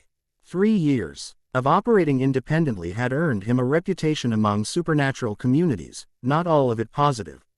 His methods were considered extreme even by those who shared his goals. Let them try, he said simply. Rossweiss and Gabriel exchanged a look that spoke volumes. This is exactly the attitude that concerns other factions, Rossweiss noted. Your effectiveness is unquestioned, but our willingness to work within established protocols is limited. Protocols won't stop Maledict, Issei replied. Action will. Both have their place, Gabriel interjected diplomatically. Which is why this alliance between us is important. You provide the direct action necessary, while Rossweiss and I can navigate the political complexities to ensure you have the access and resources you need. Issei considered this perspective, the pragmatic part of him. The cold tactical mind that evaluated all options dispassionately, recognized the logic. Fighting demons was his purpose, but fighting every supernatural faction simultaneously would be counterproductive. Fine, he conceded. I'll consider political implications, within reason. But my primary mission doesn't change. That's all we ask, Gabriel said with a slight smile. Now, I suggest we all rest and prepare. The journey to Norway will require significant energy, especially if we're to arrive undetected. Rossweiss nodded agreement. I've prepared rooms for both of you. The lodge's inner chambers are specially warded for restorative sleep. Even beings with unique energy signatures like yourselves should be able to rest undisturbed. Only then did Issei realize how long it had been since he'd properly rested. The Slayer's essence allowed him to function on minimal sleep for extended periods, but even it had limits. 3 days of continuous hunting followed by the shrine battle had taken a toll, though he'd been stubbornly ignoring it. 6 hours, he decided. Then we move. 8 would be more effective for optimal recovery, Rossweiss suggested with clinical precision. The temporal distortion wards in the sleep chambers can make 8 hours pass subjectively while only 6 pass externally, if that's your concern. The practical logic of her suggestion was difficult to refute. Acceptable, Issei agreed finally. As Rossweiss showed them to their respective chambers, Issei found himself studying Gabriel with renewed curiosity. Throughout the briefing, she had revealed a more pragmatic, tactical side than her initial appearance as Heaven's messenger had suggested. She caught his gaze and raised an eyebrow questioningly. Something on your mind, Slayer. You're not what I expected, he admitted. Few things are, in my experience, she replied with a small smile. Rest well. Norway will test us all. Her chamber door closed behind her, leaving Issei alone with Rossweiss in the hallway. The former Valkyrie regarded him with that same analytical gaze. She's not what most people expect, Rossweiss commented. Gabriel has a reputation for being heaven's most beautiful and pure angel, but those who work closely with her know she's also one of its most pragmatic strategists. You've worked with her before, Issei observed. On several occasions, Rossweiss confirmed. Cross-Pantheon initiatives regarding dimensional stability. She approaches problems like a general, not a priest. It makes her unusual among the seraphim. There was something in her tone. Respect certainly, but also caution. You don't entirely trust her, Issei noted. Rossweiss considered her response carefully. I trust her intentions. I respect her capabilities. But Heaven has its own agenda regarding these incursions, as does every faction. It would be naive to think otherwise. And you, what's your agenda? The directness of the question seemed to surprise her, but she answered without hesitation. Survival. These incursions threaten all realms connected to Earth, Asgard included. My former colleagues may prefer observation to intervention, but I cannot stand by while existential threats develop. She paused, then added more quietly, and I have personal reasons for opposing dimensional destabilization. Before Issei could inquire further, she gestured to the remaining door. Your chamber. The temporal wards activate automatically when you enter. Your armor storage unit is inside, specially designed to maintain and recharge your equipment while you rest. Issei nodded acknowledgement. Thank you for the weapons and intelligence. They'll be put to good use. Just ensure the devices are destroyed properly. Rossweiss replied, preferably with less explosive fallout than the Hokkaido site. Despite himself, Issei felt the corner of his mouth twitch upward, not quite a smile, but close. No promises. As the door closed behind him, he surveyed the chamber with cautious approval. Simple but functional furnishings, the promised armor stand with power integration, and, most notably, complete absence of surveillance devices or hidden wards beyond the temporal and protective ones Rossweiss had mentioned. She's thorough, Diedrag commented. And competent. A useful ally. For now, Issei agreed, beginning the process of removing his armor. Each piece disengaged with precise mechanical clicks, the system designed for rapid removal and redeployment. What's your assessment of Gabriel? The dragon was silent for a moment, considering. Powerful, certainly. Honest about the immediate threat, but holding something back. There's history there. With previous slayers, perhaps. My thoughts exactly, Issei said, placing the last armor piece on the specialized stand. Without the armor, he appeared much younger, still muscular and scarred from countless battles, but more recognizably human. The sacred gear remained visible on his left arm, its presence a constant reminder of his dual nature. He moved to the simple bed, feeling the temporal wards activate as he crossed some invisible threshold. The air seemed to thicken slightly, and sounds from outside the room faded to nothing. 8 hours, he murmured, lying back. Then we hunt again. Sleep came with surprising ease. Deep and dreamless, a rare luxury for one who carried both dragon and slayer within his mind. Outside his chamber, the lodge's sophisticated defense systems maintained their vigilant watch. While elsewhere in the building, his new allies prepared in their own ways for the challenges ahead. Rossweiss stood before the command center's main display, reviewing data with methodical precision. The lodge was silent around her, its other occupants resting in the temporally warded chambers. She preferred to work while others slept, the quiet hours providing clarity that was difficult to find amid discussion and debate. A soft ping from one of her monitoring systems drew her attention. A communication request, routed through layers of magical encryption. She verified the source before accepting. The display shifted to show a man with aristocratic features and crimson eyes that marked him as a devil of high rank. Sears X Lucifer, one of the 4 great Satans who governed the underworld, regarded her with polite interest. Rossweiss, he greeted, I take it from your encryption request that this isn't an official channel. Correct, she confirmed. This conversation doesn't exist. Intriguing, Sears X replied, his expression revealing nothing. Have you considered our proposal, then? I've made contact with the Doom Slayer, as requested, Rossweiss reported. He's currently cooperating with Heaven's representative. They've destroyed the Hokkaido device and are planning to target the Norway site next. And your assessment of him? Rossweiss chose her words carefully. Extremely effective in combat, tactically sophisticated, driven by purpose rather than emotion. But, she hesitated momentarily, there's more humanity in him than the reports suggested. He's not merely the Slayer's vessel, he maintains his original identity alongside it. Sears X absorbed this information thoughtfully. Interesting. The previous vessels were completely subsumed by the Slayer's essence within months. What makes this one different? The sacred gear, perhaps, Rossweiss suggested. The Welsh dragon's presence may create a counterbalance. Or perhaps simply his own will. Either way, it complicates matters, Sears X noted. A mindless berserker would be predictable. Someone maintaining human agency alongside that power is potentially more dangerous, or more valuable. Rossweiss frowned slightly. He's not a tool to be used, Lucifer. Everyone is someone's tool, Valkyrie, Sears X replied without malice. The question is whether they know it. His expression softened slightly. But your concern is noted. Continue monitoring and assisting as planned. If the opportunity arises to discuss our mutual interests regarding dimensional stability, take it, but don't force the issue.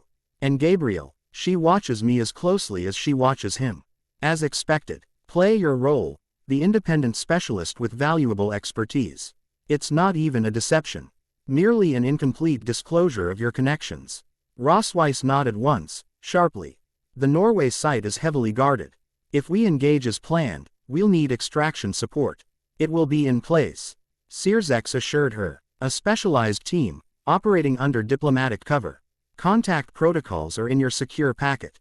Understood. The devil studied her for a moment longer. Be careful, Rossweiss. The Doom Slayer has a history of turning on allies who conceal information from him. If he discovers your connection to us before you've established proper trust. I'm aware of the risks. She replied stiffly. Of course you are, Sierzek said with a slight smile. It's why we approached you specifically. Your calculated risks have always paid off, for Asgard in the past. And hopefully for all realms in this instance. The communication ended, leaving Rossweiss alone with her thoughts and the steady pulse of the monitoring systems. She turned back to the tactical displays, focusing on the Norway site preparations with renewed determination. Everyone is someone's tool, she murmured to herself. But some of us choose which hand wields us. Gabriel knelt in the center of her chamber. Wings manifested and spread wide in the traditional posture of communion. Unlike prayer, which was directed outward, communion was an inward process, a reconnectio. With the divine essence that constituted an angel's core being. Her eyes were closed, her breathing slow and measured. To outside observation, she appeared in deep meditation. The reality was considerably more complex. Within her mind, she stood before a vast, shimmering wall of light, a direct connection to heaven's central system, the mechanism that had maintained angelic existence since God's death during the Great War. Normally, such connections were regulated, recorded, monitored by Michael and his administration. This particular channel, however, operated outside standard protocols, a legacy of her special role among the Seraphim. Report, came a voice that was not truly a voice, more a directed thought carrying Michael's unmistakable resonance. Contact established with the current Slayer vessel. Gabriel responded in kind. Initial cooperation secured. First device destroyed, though with significant energy discharge. Casualties. None from our side. Multiple demonic entities eliminated. A sense of approval radiated through the connection. And your assessment of this vessel compared to previous incarnations? Gabriel hesitated, organizing her thoughts. Different in significant ways. He maintains his human identity alongside the Slayer's essence, something we haven't seen before. The dragon's sacred gear creates an unprecedented combination of powers. He's methodical rather than merely destructive, capable of strategic planning and adaptation. A thinking Slayer, Michael mused. Potentially more useful than previous vessels, then.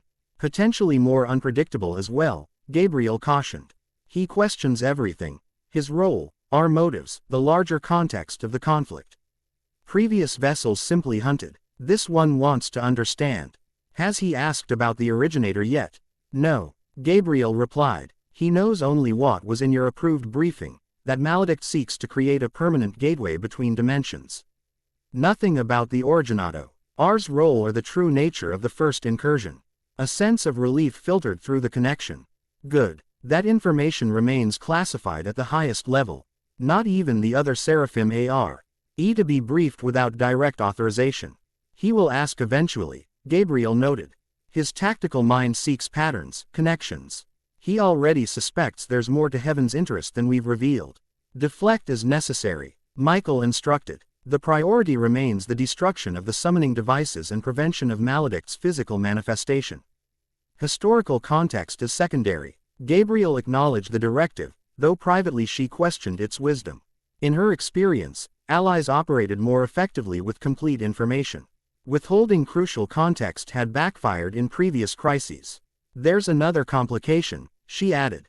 The Valkyrie, Rossweiss. Ah, yes, Odin's former strategist. What of her? She's providing valuable tactical support and intelligence. But I suspect divided loyalties. Her separation from Asgard may not be as complete as she claims. Michael's response carried nuanced consideration. Multiple factions are pursuing their own agendas regarding this crisis. It's expected that she maintains connections elsewhere. Monitor but don't confront unless her actions directly threaten our objectives. Understood, Gabriel confirmed, though she left unspoken her suspicion that Rossweiss's connections extended beyond Asgard, possibly to the Devil factions. The Norway site must be your next target, Michael continued. Oh, intelligence indicates it's nearly operational. If activated, it could destabilize the pathways between Earth and Asgard, potentially affecting Heaven's own connections as well. We've already identified it as the priority, Gabriel assured him. We move within hours. Good. Michael's presence began to withdraw from the connection. One final directive, Gabriel. If the opportunity arises study this vessel's unique properties, the integration of Slayer essence, dragon power, and maintained human consciousness, take it. Such information could be crucial to our long-term strategies. Implications of this request weren't lost on Gabriel. To what extent? Non-invasive observation only, Michael clarified. We're not the Grigori, experimenting on sacred gear users. But detailed energy pattern analysis, behavioral documentation, combat capability assessment, these would be valuable. He's not a specimen to be studied, Gabriel found herself saying, surprising even herself with the defensive tone. A pause in the connection suggested Michael was equally surprised. Your concern is noted, he said finally. But remember your primary duty, Gabriel.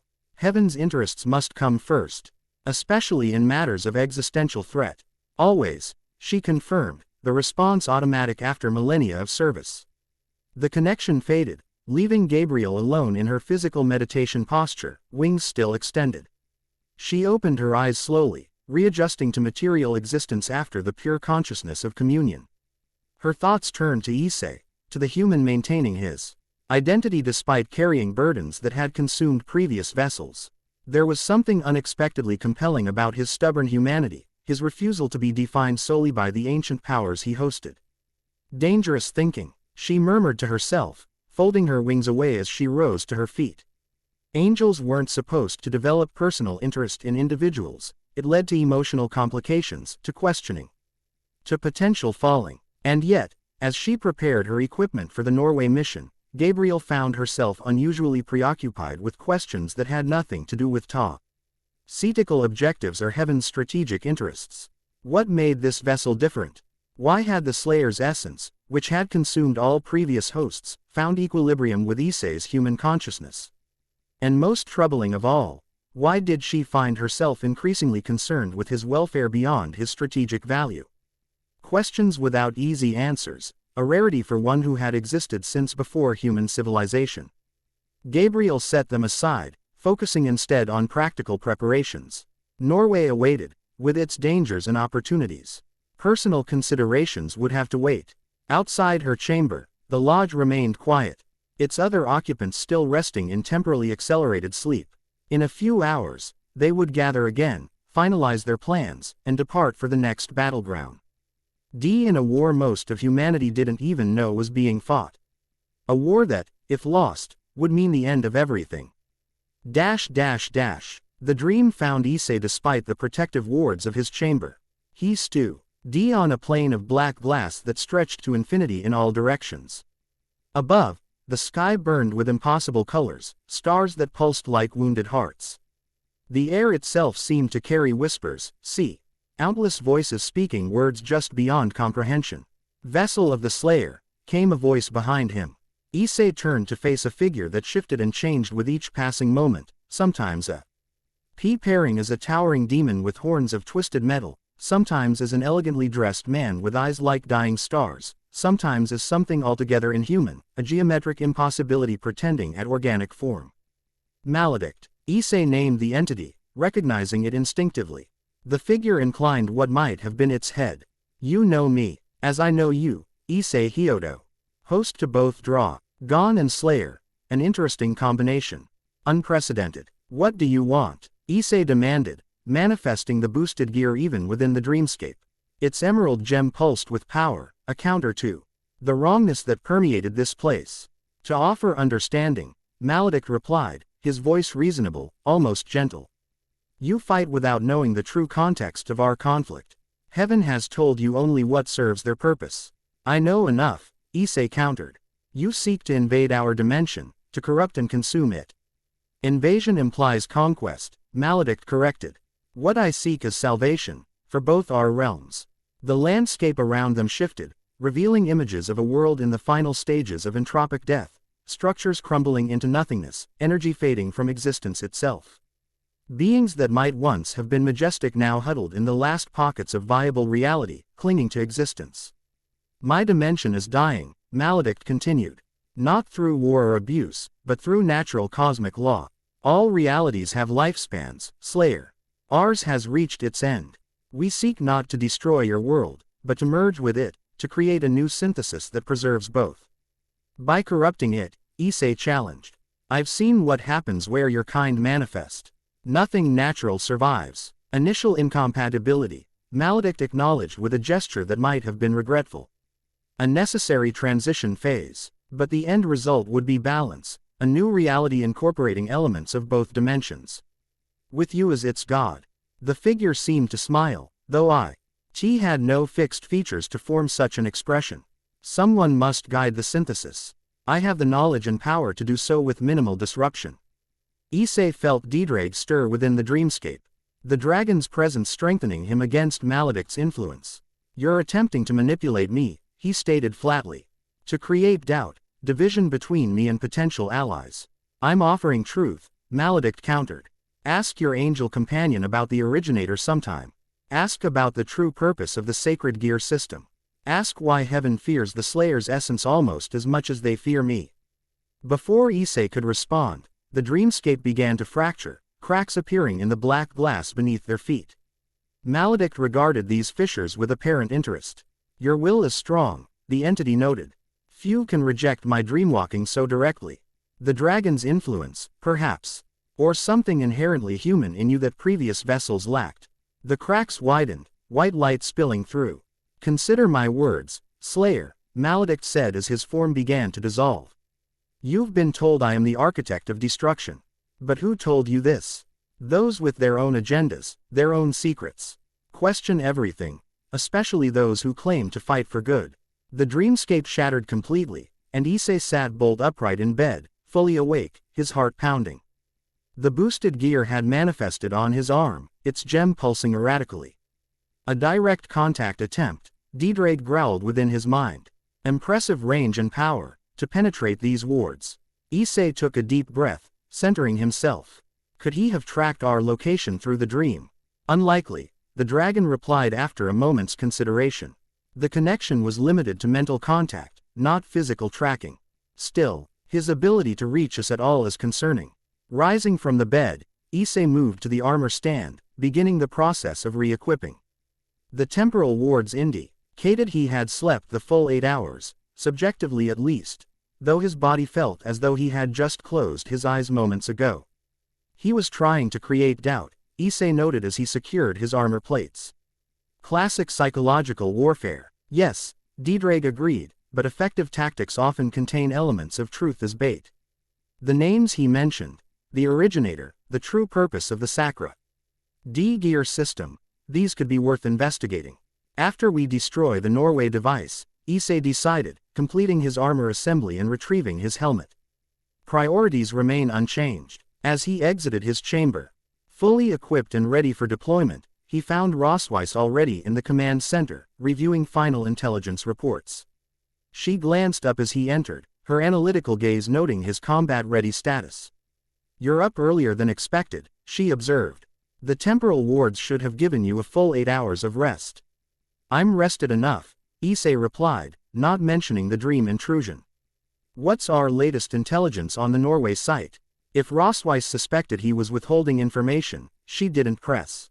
Instead, she brought up detailed satellite imagery and magical sensor readings of a remote Norwegian fjord surrounded by snow-covered mountains.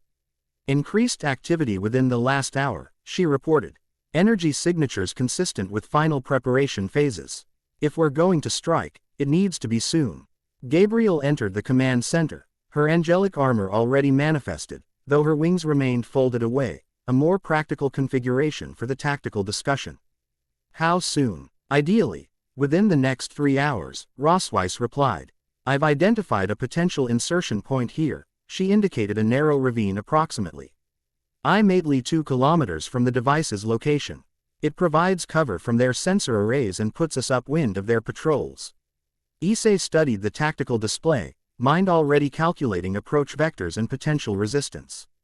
Heavy guards. Confirmed barons at these positions, Rosweiss indicated several points surrounding the device. Plus standard Hell Knight perimeter security. and smaller units patrolling the outlying areas.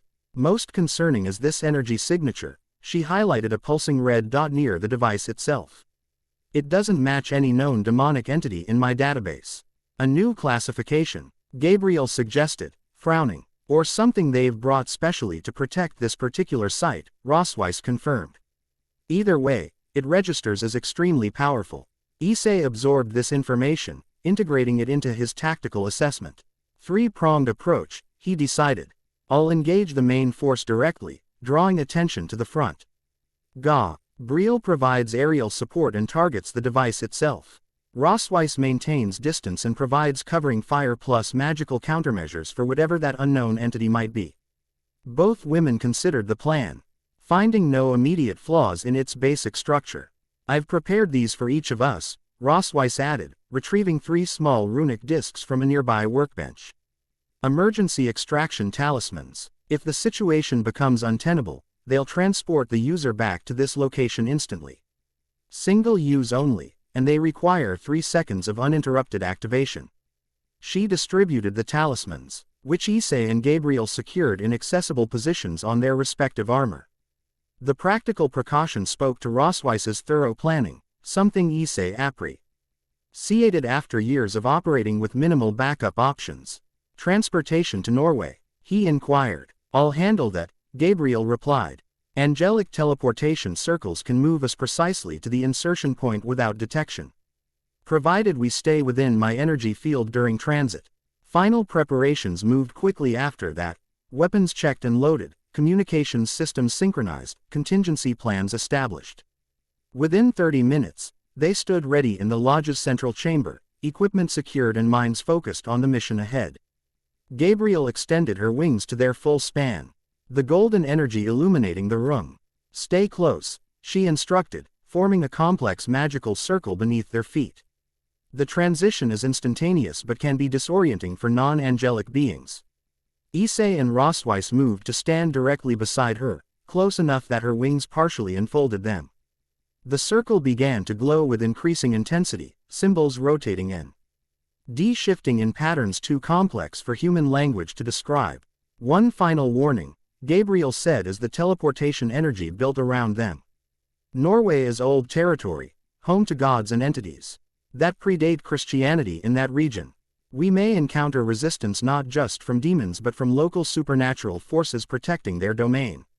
Let them stay out of our way, Issei replied simply, checking his weapons one last time. The light from the circle flared blindingly bright, and reality shifted around them. For one eternal instant, Issei felt his body become pure energy, guided by Gabriel's will through pathways that existed alongside but separate from physical space. Then, with a rush of cold air and the scent of pine and snow, they rematerialized. The Norwegian mountains. I'd greeted them with bitter cold and the eerie silence of wilderness untouched by human presence. Jagged peaks rose around them, their lower slopes covered in ancient pine forest. In the distance, a fjord cut into the landscape like a wound, its waters unnaturally still despite the wind that moaned between the mountains. Issei's sensors immediately began collecting data, his HUD displaying temperature readings, atmospheric composition, and energy signatures. Most significant was the wrongness that permeated the area, a subtle distortion in natural laws that his equipment registered as dimensional instability. The barrier is already weakening here, he noted quietly. The device must be nearly operational. Gabriel nodded grimly, her wings folding away as she drew a sword of light. We should move quickly. Dawn is still 2 hours away. Darkness gives us tactical advantage. They proceeded through the forest with practiced stealth, Issei taking point with Rosweiss in the center and Gabriel covering their rear. The former Valkyrie moved with surprising silence despite her armor, her steps finding secure purchase even on snow-covered ground. The first sign of demonic presence ca. Me approximately 1 kilometer from their insertion point, a patrol of lesser demons moving in organized formation through the trees ahead. Issei signaled for the others to hold position as he advanced alone, drawing a combat knife rather than his firearms. This close to the main site, gunfire would alert the entire defensive perimeter. What followed was brutally efficient. Issei moved from shadow to shadow, eliminating each demon with precision strikes to vital points. The modified knife, its blade inscribed with runes that disrupted demonic regeneration, ensured the creatures died silently. Ire bodies dissolving into noxious smoke that dissipated in the cold air. When the patrol was eliminated, he signaled the others forward. Rossweiss studied the remains with professional interest, collecting samples in specialized containers similar to those Issei used. Their cellular structure is different from the ones we encountered in Japan, she noted quietly. More stable in our dimension. They're adapting. Concerning. Gabriel agreed. Adaptation suggests long-term planning beyond simple incursion. They continued forward, encountering 2 more patrols before reaching the ridge overlooking their target. From this vantage point, the full scope of the demonic operation became apparent. The device stood in a cleared area near the fjord's edge, similar in basic design to the one they'd destroyed in Hokkaido but significantly larger. Where the Japanese device had been roughly the size of a car, this one towered nearly 3 stories high, its black bone and metal construction pulsing with malevolent orange energy. Surrounding it was a complex arrangement of smaller structures, what appeared to be power conduits, control mechanisms, and defensive arrays. Most concerning was the sheer number of demons patrolling the site. At least 6 Barons of Hell coordinated the defense, each commanding squadrons of Hell Knights and lesser demons. They moved with military precision, ire formations suggesting strategic intelligence rather than blind aggression. The unknown entity, Issei questioned, scanning the area. Rossweiss consulted a handheld device, frowning. Inside that structure, she indicated a pyramidal building adjacent to the main device. Energy reading is fluctuating but extremely powerful. Gabriel studied the site with tactical assessment. The device pairs further along than we anticipated. Those energy pulses are consistent with final activation sequences. Then we move now, Issei decided, readying his weapons. Stick to the plan. All engage. The main force here, he indicated the northern approach to the clearing. Gabriel, circle around to attack the device from the fjord side. Rossweiss, take position on that outcropping for covering. Fire and be ready to counter whatever comes out of that pyramid. They separated without further discussion, each moving to their designated position with professional focus. Issei approached the perimeter from the shadows of the forest, calculating exact movement patterns of the demonic patrols, identifying optimal entry points. When he was in position, he activated the boosted gear, its emerald gem glowing through specialized apertures in his armor's left gauntlet. Boost. The familiar surge of power flowed through him, doubling his already enhanced strength. He would need every advantage against multiple barons. Ready when you are, partner, Dedrade confirmed in his mind. Issei drew a deep breath, centered himself, and then exploded from cover with devastating speed. The first LL Knight died before it could even register his presence, its head separated from its body by a precise sword strike. The second managed to begin an alarm howl before Issei's modified shotgun eliminated that possibility permanently. Alarm spread through the demonic ranks regardless, his presence detected through their supernatural awareness if not direct observation. They converged on his position with coordinated precision. Hell Knights forming the front line while imps circled to flank. Boost. Issei met their charge head-on, becoming a whirlwind of mechanistic violence. Each movement owed into the next with inhuman efficiency, each strike calculated for maximum damage. The modified shotgun roared, specialized ammunition tearing through demonic armor and flesh. When demons closed to melee range, he switched to the rune-inscribed sword Rossweiss had provided, its edge parting hellish matter like paper. From her elevated position, Rossweiss provided precisely targeted support fire. Her runic rifle picked off demons attempting to flank Issei, each shot finding vulnerable points with uncanny accuracy. More impressively, she maintained a defensive ward around herself simultaneously, deflecting the energy attacks that several demons directed toward her position. On the opposite side, Gabriel struck from above, her light-based powers particularly effective against the demonic entities. Spears of golden energy rained down, piercing through multiple targets simultaneously. She fought her way methodically toward the device, eliminating defenders with cold efficiency that belied her angelic appearance. The plan worked, initially. Demonic forces redirected to engage the threats on multiple fronts, creating gaps in their defensive formation. Issei pressed forward relentlessly, each boost multiplying his power further, allowing him to engage even Baron-class demons directly. Boost. 8 times stronger now, he met the charge of a Baron of Hell, 12 feet of armor. Ed Malevolence with horns that curved forward like massive tusks. The creature brought down a massive fist that would have pulverized ordinary armor. Issei caught the blow with his boosted gear arm, T. He impacted, sending shockwaves through the surrounding area. For one moment they stood locked in contest of strength. Demonic power against the combined might of human, dragon, and slayer. Then Issei pivoted, redirecting the Baron's momentum while simultaneously driving his runic sword up through the creature's jaw and into its brain. The Baron collapsed, its massive form beginning to dissolve into caustic smoke. Issei didn't pause to watch, already engaging the next targets, pushing inexorably toward the device. Gabriel, he called through their communication link. Status on the device. Nearly in position, she reported. Her voice tight with concentration. Heavy resistance on the fjord side. They're protecting something in the water itself. Rossweiss's voice cut in urgently. Energy spike from the pyramid structure. Something's emerging. Issei glanced toward the pyramidal building just as its top seemed to fold open like an obscene flower. From within rose a figure that IED easy description. Vaguely humanoid but wrong in every proportion. Its body composed of constantly shifting angles and surfaces that seemed to exist in more dimensions than the human eye could process. A summoner, Gabriel identified. Voice grim. High-tier demon specialized in dimensional manipulation. Extremely dangerous. The entity surveyed the battlefield with what might have been eyes, glowing points of orange light that drifted across its surface rather than remaining in fixed positions. It raised limbs that resembled arms only in the most abstract sense, and the air itself began to tear open around the clearing.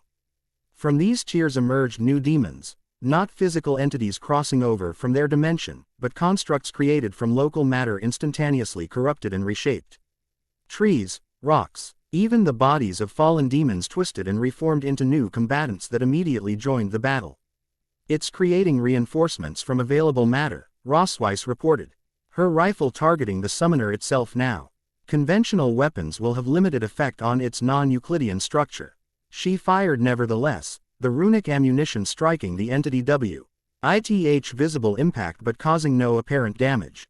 The summoner turned its floating eyes toward her position, and the rock face beneath her observation post began to warp and shift. Rossweiss, move, Issei shouted, even as he continued fighting through the demonic ranks toward the main device. The former Valkyrie leapt clear just as her position collapsed, transforming into a twisted parody of a demonic hound that immediately gave chase. Her movements were impressively athletic, combining magical enhancement with what appeared to be extensive physical training. She landed on a lower outcropping, immediately establishing a new defensive position and continuing to provide covering fire. The device is powering up, Gabriel warned, her voice tense. Final activation sequence has begun. We're out of time. Issei assessed the situation with cold tactical clarity. The plan was failing. Conventional approach wouldn't reach the device before activation. Time for the contingency. Explosion. All the accumulated power from his successive boosts released simultaneously, enveloping him in crimson energy. The demons nearest to him disintegrated instantly from proximity alone. Using this momentary advantage, Issei charged directly toward the device, ignoring all opposition, focused solely on the target. Demons converged to intercept, but in his explosion state, Issei moved faster than they could track. He tore through their ranks like a force of nature, not bothering to kill those that weren't directly in his path. The summoner detected this change in strategy. It gestured with its non-Euclidean limbs, and the ground beneath Issei's feet transformed into a viscous substance that attempted to trap him. He leapt clear, using the momentum to launch himself directly at the towering device. Targeting the power conduits, he communicated to his allies. Prepare for energy discharge. Gabriel understood immediately. Rossweiss, establish containment wards.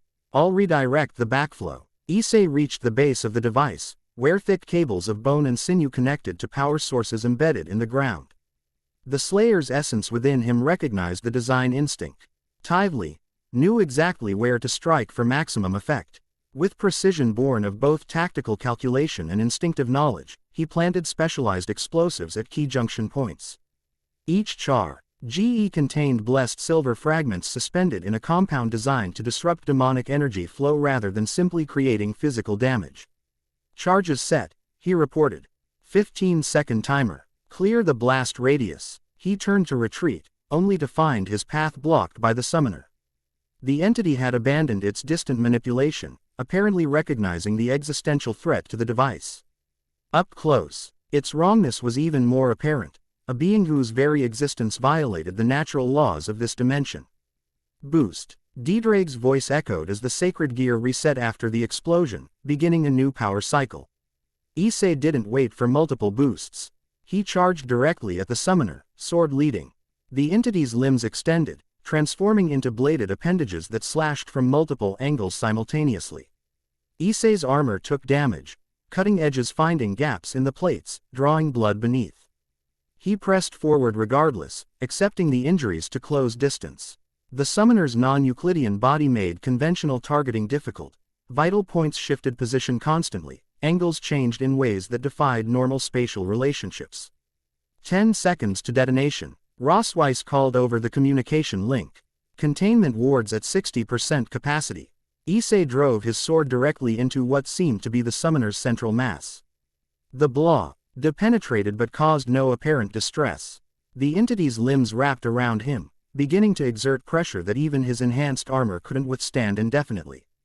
Boost. With doubled strength, Issei changed tactics. Instead of trying to kill the summoner conventionally, he drove both hands into its mass and activated the boosted gear's most destructive capability. Transfer.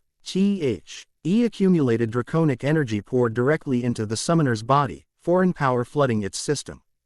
The entity convulsed, its form destabilizing as incompatible energies collided within its structure. It released Issei, floating limbs flailing in what might have been pain or confusion. 5 seconds. Rossweiss warned. Clear the area. Issei turned and sprinted from the device, the summoner temporarily incapacitated behind him. He'd covered half the necessary distance when the charges detonated. Unlike conventional explosives, the specialized charges created an implosion rather than an explosion, designed to collapse the device's energy conduits inward, disrupting the dimensional connection at its source. For one moment, it appeared to work exactly as intended. The massive struck Chure folding in upon itself like paper crushed by an invisible hand.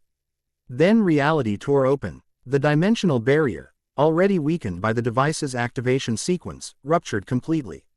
A Moss. Sieve portal formed above the collapsing device, not the controlled gateway the demons had intended, but a chaotic tear between realms. Through it came a surge of corrupted energy that spread outward in a visible shockwave.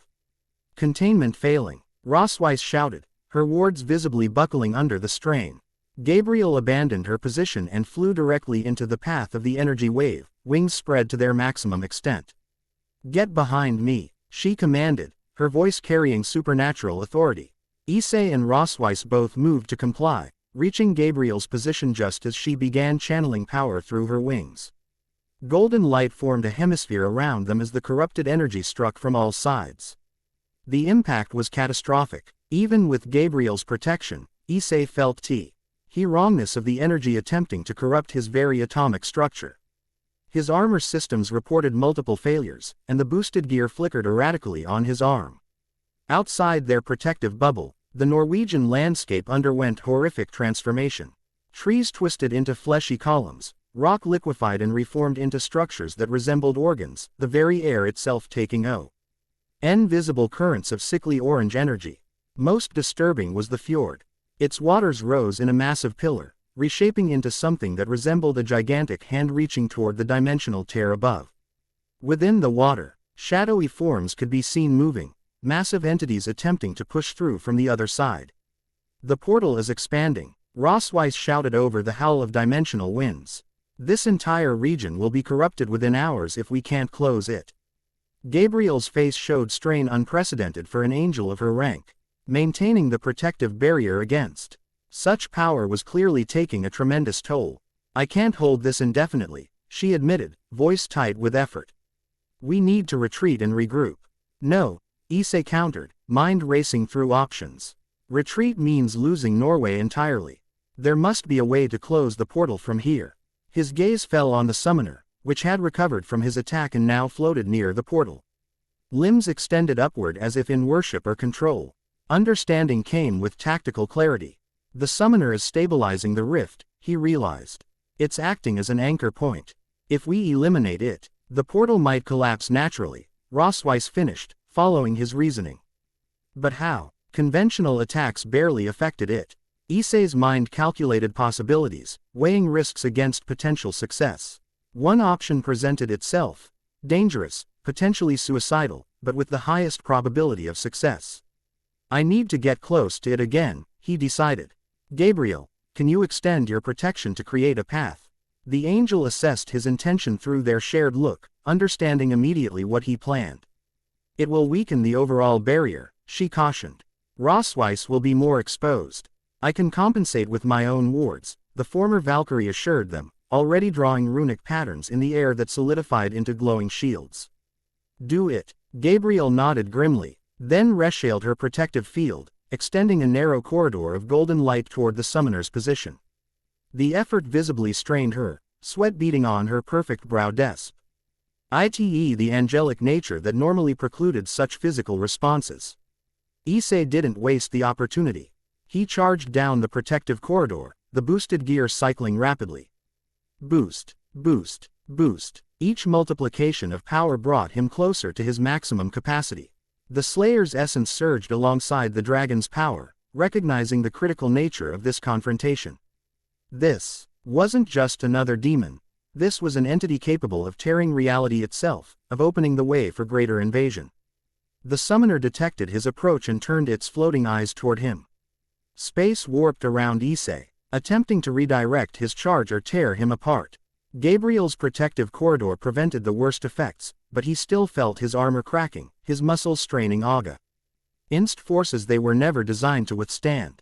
He pushed through regardless, closing distance with relentless determination. The summoner extended its limbs to intercept, transforming them into dozens of bladed appendages that struck from impossible angles. Issei didn't attempt to dodge or block. He charged directly into the assault, accepting the damage to reach his target. Blades penetrated his armor, drawing blood from multiple wounds. One particularly vicious strike punched through his left shoulder, nearly severing the arm entirely. Through pain and damage, he maintained his course. 3 meters from the summoner, he activated the boosted gear's ultimate technique. Juggernaut Drive. Emerald and crimson energy exploded outward as the draconic armor materialized around him. The full dragon form that would consume his life force, but a controlled manifestation channeling the immense power without surrendering to it completely. The Slayer's essence integrated with the draconic armor, creating a hybrid form that radiated both ancient rage and cold purpose. In this enhanced state, Issei moved faster than physical limitations should allow. He closed the final distance to the summoner in an eye blink. Armored claws extended. The entity attempted to retreat, perhaps recognizing the existential threat this combined power represented.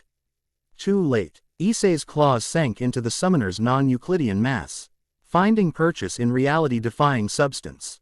With his remaining strength, he executed the final stage of his plan. Longinus Smasher. The most devastating Tekken. IQ in the boosted gear's arsenal, a concentrated beam of destructive energy fired directly into the summoner's core. At such point-blank range, even the entity's dimensional distortions couldn't diffuse the attack. The summoner's form bulged outward, energy overloading its system from within. It made no sound. Demons of its class had no vocal apparatus, but its violent convulsions suggested something akin to agony. The floating eyes scattered, some winking out entirely, others spinning in chaotic patterns.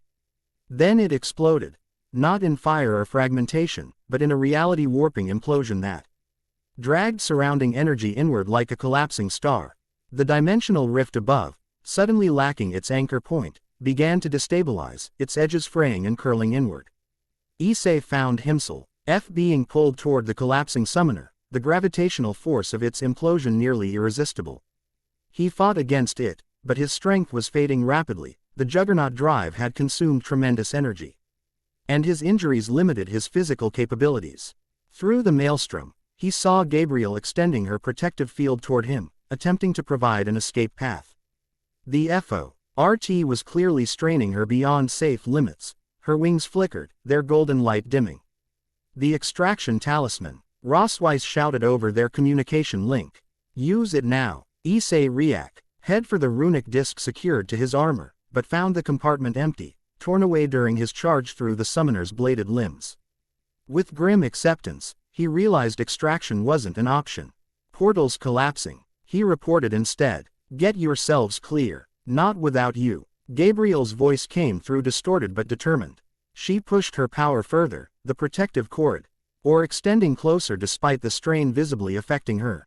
The dimensional rift above began to close more rapidly, reality attempting to heal itself as the summoner's influence faded. The process created wild energy fluctuations that lashed out in all directions, bolts of corrupted power striking the landscape, accelerating the reversion of demonically transformed matter. One such bolt struck Gabriel directly, breaking her concentration. The protective corridor collapsed, leaving Issei fully exposed to the implosion forces. He felt himself being drawn inexorably toward the collapsing point, where the summoner had been, a singularity of dimensional energy that would likely scatter his component atoms across multiple realities. In that moment of apparent defeat, an unexpected intervention occurred. A precise beam of blue-white energy struck the space between Issei and the implosion point, creating a counterforce that momentarily neutralized the gravitational pull. Through the chaos, Issei glimpsed a new figure on the battlefield, tall and aristocratic, with crimson eyes and power that radiated ancient authority. A devil, unmistakably, but one of extraordinary rank. Interesting, came a cultured voice directly in Issei's mind. You're even more remarkable than reported, Doom Slayer. Before Issei could respond, he felt himself enveloped in unfamiliar energy, not angelic teleportation. But something equally powerful though fundamentally different. His last sight before transportation took effect was Gabriel's expression of shock and alarm as she recognized the newcomer. Reality blurred, shifted, reconstituted. When Issei's senses stabilized, he found himself no longer in Norway but in what appeared to be an opulent medical facility. Advanced equipment surrounded a bed on which he now lay, his armor removed. Wounds being treated by staff who were clearly not human, their pointed ears and subtle energy signatures marking them as devils. Standing nearby, observing with calculated interest, was the aristocratic figure he'd glimpsed on the battlefield. Welcome to the underworld, Doom Slayer, the devil said pleasantly. I am Searsex Lucifer, one of the four great Satans, and we have much to discuss about our mutual enemy. In that moment, despite pain and confusion, one thought crystallized in Issei's mind: the political complications Gabriel and Rossweiss had warned about had just become significantly more personal. Chapter 2 and Chapter 3, Dragon and Slayer. The medical chamber deep within Devil territory was a study in contradictions. Medieval Stowe. Newark lined with advanced medical technology. Ancient magic circles pulsing alongside digital monitoring equipment. The scent of brimstone mingling with antiseptic.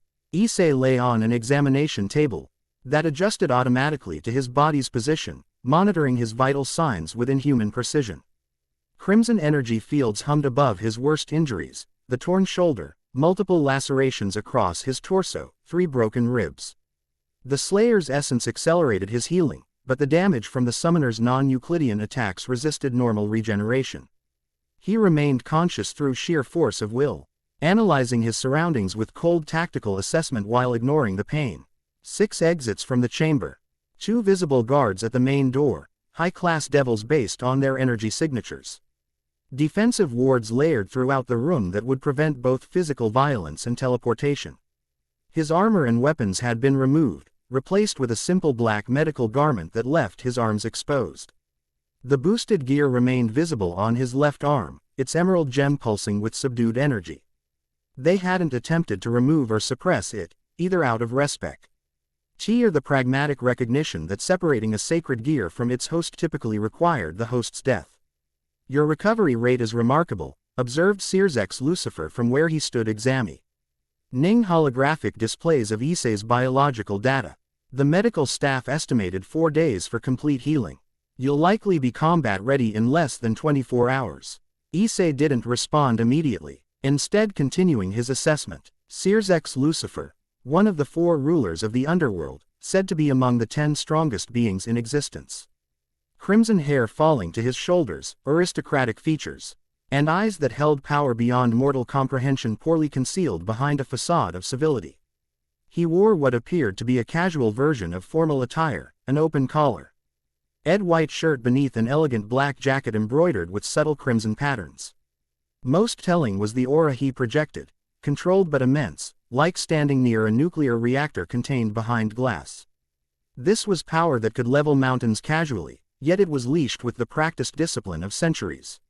"Why am I here?" Issei finally asked, his voice rough from the lingering effects of dimensional exposure. Sirzek smiled slightly. "Direct. I appreciate that." He dismissed the holographic displays with a casual gesture. "You're here because you were about to be atomized across 7 dimensions. And I decided that would be wasteful of a valuable asset." "I'm not your asset," Issei countered flatly. "No," Sirzek agreed, surprising him. "You're not. You're Samet. Hing far more interesting, a true independent in a world of ancient alliances and enmities. The Doom Slayer reborn in our time, carrying a heavenly dragon's sacred gear, yet aligned with neither heaven nor the underworld." Fascinating. He approached Issei's bedside, maintaining a respectful distance that suggested he understood exactly how dangerous his patient might be, even injured. "To answer why, our question more directly, you're here because we face a common enemy, and I believe cooperation serves us both better than conflict." Inside Issei's mind, Diedrag stirred uneasily. "Be cautious, partner. Lucifer is ancient and cunning, even by dragon standards. Where are Gabriel and Rosweiss?" Issei asked aloud, ignoring the devil's overture. "The Seraphim returned to heaven immediately after the Norway incident," Sirzek replied, quite agitated about your unscheduled extraction. "The Valkyrie is currently in another wing of this facility, assisting our research team with analysis of the dimensional fragments you collected." This confirmation of Rosweiss's connection to the devil faction didn't surprise Issei. He had suspected divided loyalties from their first meeting. The real question was whether Gabriel had known, and if so, why she hadn't disclosed it. "So the Valkyrie reports to you," he noted, watching Sirzek's reaction carefully. "Rosweiss maintains multiple relationships across factions," Sirzek corrected smoothly. "She provides expertise to Asgard, heaven, and yes, occasionally to the underworld. In the current crisis, such cross-faction specialists are invaluable." Before Issei could respond, a chime sounded, and one of the guards stepped forward. "Lord Lucifer, the Seraphim Gabriel has arrived at the outer gates. She insists on seeing the Doom Slayer immediately." A flicker of amusement crossed Sirzek's face. "I imagine she does. Please escort her here." He turned back to Issei. "It seems heaven is quite concerned about your welfare." "Interesting, considering their historical relationship with previous slayers." That cryptic comment hung in the air as the door opened several minutes later, revealing Gabriel. She had abandoned her Adel armor for a simpler white and gold outfit that resembled a modernized version of ancient Roman design.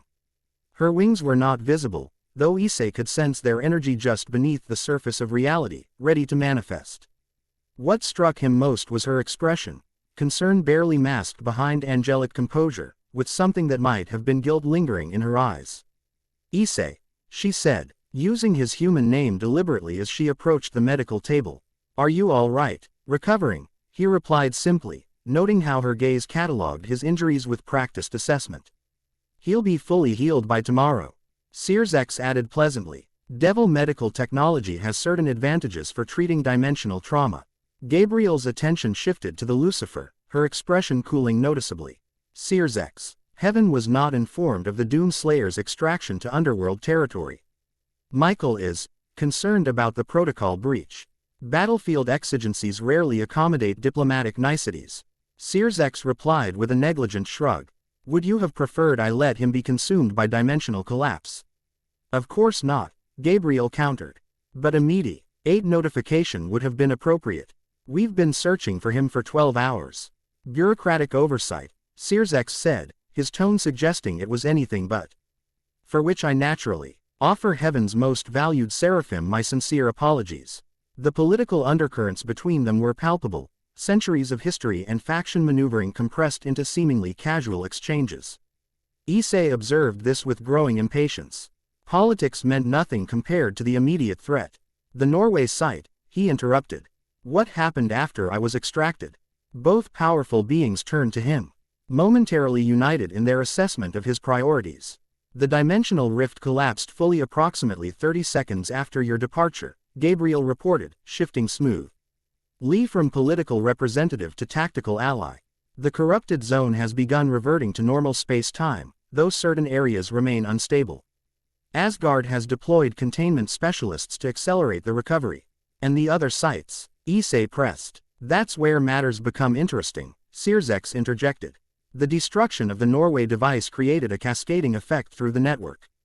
The remaining 5 devices have entered dormant states, not deactivated entirely, but significantly delayed in their activation timelines. Buying us time, Issei concluded. Precisely, Sirzex confirmed, which is why I've invited representatives from all major factions to a summit tomorrow. This threat transcends our traditional boundaries. A coordinated response is necessary. Gabriel's expression revealed her surprise at this information. Heaven received no such invitation. It was dispatched 3 hours ago, Sirzex replied smoothly. Perhaps another bureaucratic oversight, on your end this time. The subtle power play wasn't lost on Issei. The devils were positioning themselves as leaders in the response to the demonic incursion, potentially undermining Heaven's traditional authority in such matters. I need my armor and weapons, Issei stated, changing the subject abruptly. He swung his legs over the side of the medical table, ignoring the pain that flared through his injured body. Of course, Sirzex agreed readily. They've been repaired and enhanced by our technological division. Quite remarkable craftsmanship on your part. The integration of modern materials with the Slayer's original designs shows impressive innovation. The casual revelation that devil technicians had examined his equipment so thoroughly didn't please Issei, but he kept his expression neutral. Where is Rosweiss now? In the research division, as I mentioned, Sirzex replied. She's been quite helpful in analyzing the dimensional fragments. In fact, she's made a discovery that prompted this accelerated summit. Gabriel's interest visibly sharpened. What discovery? I believe that's for her to explain, Sirzex demurred. Professional courtesy. He gestured to one of the guards. Please escort our guests to the research division. And have the Doom Slayer's equipment delivered there as well. As they followed the guard through ornate corridors RLY designed to impress visitors with the underworld's combination of ancient power and modern sophistication, Gabriel moved closer to Issei. I didn't know Sirzex would intervene in Norway, she said quietly. That was not part of Heaven's arrangement with the Devil faction. But you knew Rosweiss had connections here, Issei countered, his tone making it a statement rather than a question. A flicker of what might have been guilt crossed her perfect features. I suspected. Her separation from Asgard seemed too convenient, her independent resources too substantial. But I didn't confirm it until I saw Sirzex on the battlefield. Issei absorbed this in silence for several steps before asking the question that truly concerned him. What did Lucifer mean about Heaven's historical relationship with previous Slayers? Gabriel's pace faltered almost imperceptibly. It's complicated. The Slayer's essence has appeared throughout history during times of demonic incursion. Heaven has sometimes found itself at cross purposes with its methods, if not its goals. That's not an answer, Issei noted. No, Gabriel agreed quietly. It isn't, and this isn't the place for that conversation. Her eyes indicated the devil guards walking ahead of them. But you deserve the truth, and you'll have it. After the summit, they reached an expansive laboratory complex that merged Magica L research facilities with advanced technology. Central to the space was a massive containment field housing fragments from the Norway device, each piece suspended in individual energy fields that isolated their dimensional properties. Rosweiss stood before a holographic display, manipulating complex mathematical equations with practiced precision. She wore a modified Valkyrie outfit that combined traditional elements with practical research attire, her silver-white hair braided tightly against her head. When she noticed their arrival, her expression shifted momentarily to something like GUILT before professional composure reasserted itself. Issei, she greeted, her tone carefully neutral. I'm glad to see you recovering. Are we still allies, Valkyrie? He asked directly, watching her reaction. She met his gaze unflinchingly. I never misrepresented my goals, stopping the demonic incursion and preventing dimensional collapse. Those remain unchanged, regardless of my connections. Which you deliberately concealed, he pointed out. Yes, she acknowledged without attempting justification. Information is carefully controlled in a multi-faction crisis. Everyone has secrets. Her eyes flickered briefly toward Gabriel, including Heaven's representatives. Before the conversation could continue, a side door opened, and two devils entered carrying Issei's armor and weapons on specialized racks. The equipment gleamed under the laboratory lights, clearly repaired and possibly enhanced from its damaged state after Norway. Your belongings, as promised, announced a femme. Ale devil with elaborate formal attire and a clinical demeanor. We've taken the liberty of repairing the dimensional damage and reinforcing certain vulnerable points. The modifications are highlighted in the technical specifications. She handed Issei a tablet device with detailed schematics. Issei examined the armor carefully, noting the repairs and modifications.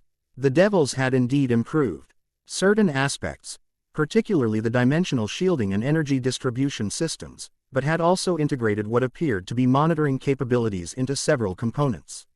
He identified these immediately and made mental note to disable them at the first opportunity. Thank you, he said simply, revealing nothing of his assessment. Now that we're all present, Rosweiss said, returning to the holographic display. I should explain what we've discovered. She expanded the display to show a complex mapping of energy signatures across a multidimensional model.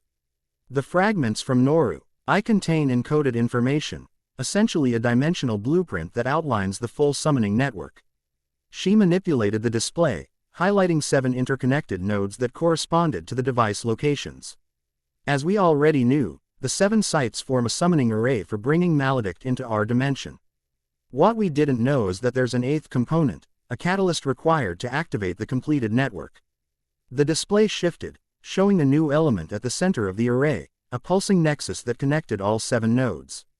This catalyst needs to be something that already exists across multiple dimensional planes simultaneously, something that can serve as an anchor point between realities.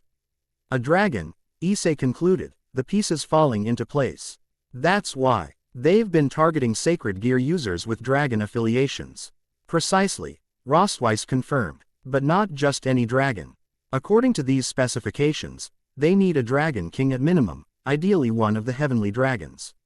Inside Issei's mind, Diedrage growled with understanding. They want to use me, or Albion, as their dimensional battery. Which explains their interest in you specifically, Gabriel noted. As host to Diedrage, you're a primary target for their plans. But there's more, Rosweiss continued, her expression grave. The blueprint also contains communication protocols, essentially a multidimensional messaging system. We've detected active signals being transmitted between our dimension and wherever Maledict currently resides. You've intercepted their communications? Gabriel asked, clearly surprised. Partially, Rosweiss confirmed. Most is encrypted beyond our current capabilities, but we've decoded fragments. Enough to know that Maledict isn't working alone. He has allies in our world, powerful ones, with access to resources and locations that should be heavily secured. This revelation shifted the tactical landscape significantly. External invasion was one thing. Internal betrayal added a layer of complexity that made response far more difficult. Do we know who? Issei asked. Not specifically, Rosweiss admitted.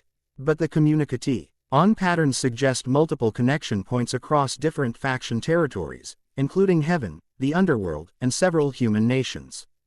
Gabriel's expression darkened. That's a serious accusation, Valkyrie. It's data, not accusation, Rosweiss replied evenly. The summit tomorrow will address these findings directly. Each faction will need to investigate potential compromises within their own ranks. Before the conversation could become more heated, a new alert sounded from one of the monitoring stations. A devil researcher approached Rosweiss urgently, showing her something on a handheld device. Her eyes widened slightly. We've detected a new energy signature, she announced, turning back to Issei and Gabriel. Massive draconic power, moving rapidly toward Japanese territorial waters. Pattern matches historical records of Tiamat, the Chaos Karma Dragon. Tiamat, Gabriel repeated, clearly concerned. Why would she surface now, after centuries of isolation? Unknown, Rosweiss replied, but the timing can't be coincidental. Her trajectory will bring her to the site of the destroyed Hokkaido device within hours. Issei processed this information quickly. The Dragon Kings would be sensitive to disturbances in draconic energy patterns. If Maledict's plan involves capturing a dragon as catalyst, then Tiamat may be investigating potential threats to Dragonkind, Gabriel finished. Or she may have already been targeted. Diedreg stirred within Issei's mind. Tiamat is ancient and powerful, one of the oldest dragon kings still active. She was Ulrea, die ancient when I fought Albion during the Great War. We need to intercept her, Issei decided. Before Maledict's forces do. Agreed, Gabriel said. But Tiamat is notoriously territorial and hostile toward other factions. Approaching her directly could provoke attack. I'll take that risk, Issei stated, beginning to don his armor with practiced efficiency despite his injuries. Each piece, locked into place with pneumatic precision, systems coming online as the suit powered up. The alternative is letting Maledict capture a being powerful enough to catalyze his entire plan. You're still recovering, Rossweiss pointed out, though her tone suggested she already knew the futility of the objection. I've fought in worse condition, Issei replied simply, securing his helmet last. The HUD activated, running diagnostics on the repaired systems and identifying the devil-added modifications for later removal.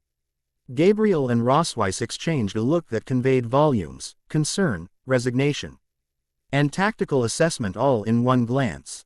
I'm coming with you, Gabriel decided. My presence might help moderate Tiamat's response. Dragons and angels have historical diplomatic protocols, even if rarely used. And I'll coordinate from here, Rossweiss added. The underworld's monitoring systems can track both Tiamat's movements and any demonic convergence in the area. Issei nodded once, accepting their roles without argument. Despite the revelations about divided loyalties, their tactical value remained clear. We leave immediately. How soon can we access a transportation circle to Japan? Already arranged, came Sierzek's voice from the laboratory entrance. He had been observing their interaction, apparently for some time. I took the liberty of preparing transport. Asian when the Tiamat alert first registered. Practical cooperation in troubled times, you understand. His casual tone belied the political maneuvering behind the gesture, positioning the Devil Facti on as efficient allies rather than opponents. Issei recognized the tactic but focused on the practical benefit rather than the motivation. Thank you, he said simply. Sierzek smiled slightly. I look forward to tomorrow's summit. Doom Slayer, your perspective will be illuminating for all factions involved. His gaze shifted to Gabriel. Heaven's cooperation is also appreciated, Seraphim. Please convey my regards to Michael. The polite formality barely masked the underlying tensions between the ancient rivals. Gabriel inclined her head with perfect diplomatic poise. The crisis demands unified response, Lucifer. Heaven recognizes this necessity. Within minutes, they stood before an elaborate transportation circle inscribed with both devil runes and modifications that appeared ignited specifically to accommodate Issei's unique energy signature, a thoughtful detail that suggested considerable research into his specific requirements. The circle will deliver you to a secure location near Akan Mashu National Park. Rossweiss explained, making final adjustments to the runic patterns. Based on current trajectories, Tiamat should make landfall there within 2 hours. Maintain communication channels, Issei instructed, checking his weapons one final time. Alert us to any demonic movement in the region. Of course, Rossweiss agreed. And Issei? She hesitated, unusual for her typically direct manner. Be careful with Tiamat. Dragon Kings don't think like humans or even other supernatural beings. Her perspective spans millennia, and her priorities may be incomprehensible by conventional standards. Quote, inside Issei's mind, Diedreg rumbled agreement. The Valkyrie speaks truth. Tiamat is old even by dragon standards, and her temperament has always been volatile. The transportation circle activated, enveloping Issei and Gabriel in crimson energy that condensed around them like a second skin before reality itself seemed to fold. Unlike angelic teleportation, which felt like traveling through pure light, devil transportation created a momentary sensation of compression followed by rapid expansion, uncomfortable but efficient. When the energy dissipated, they stood in a secluded mountain clearing surrounded by ancient forest. Late autumn had stripped the trees bare, their skeletal branches stark against the gray sky.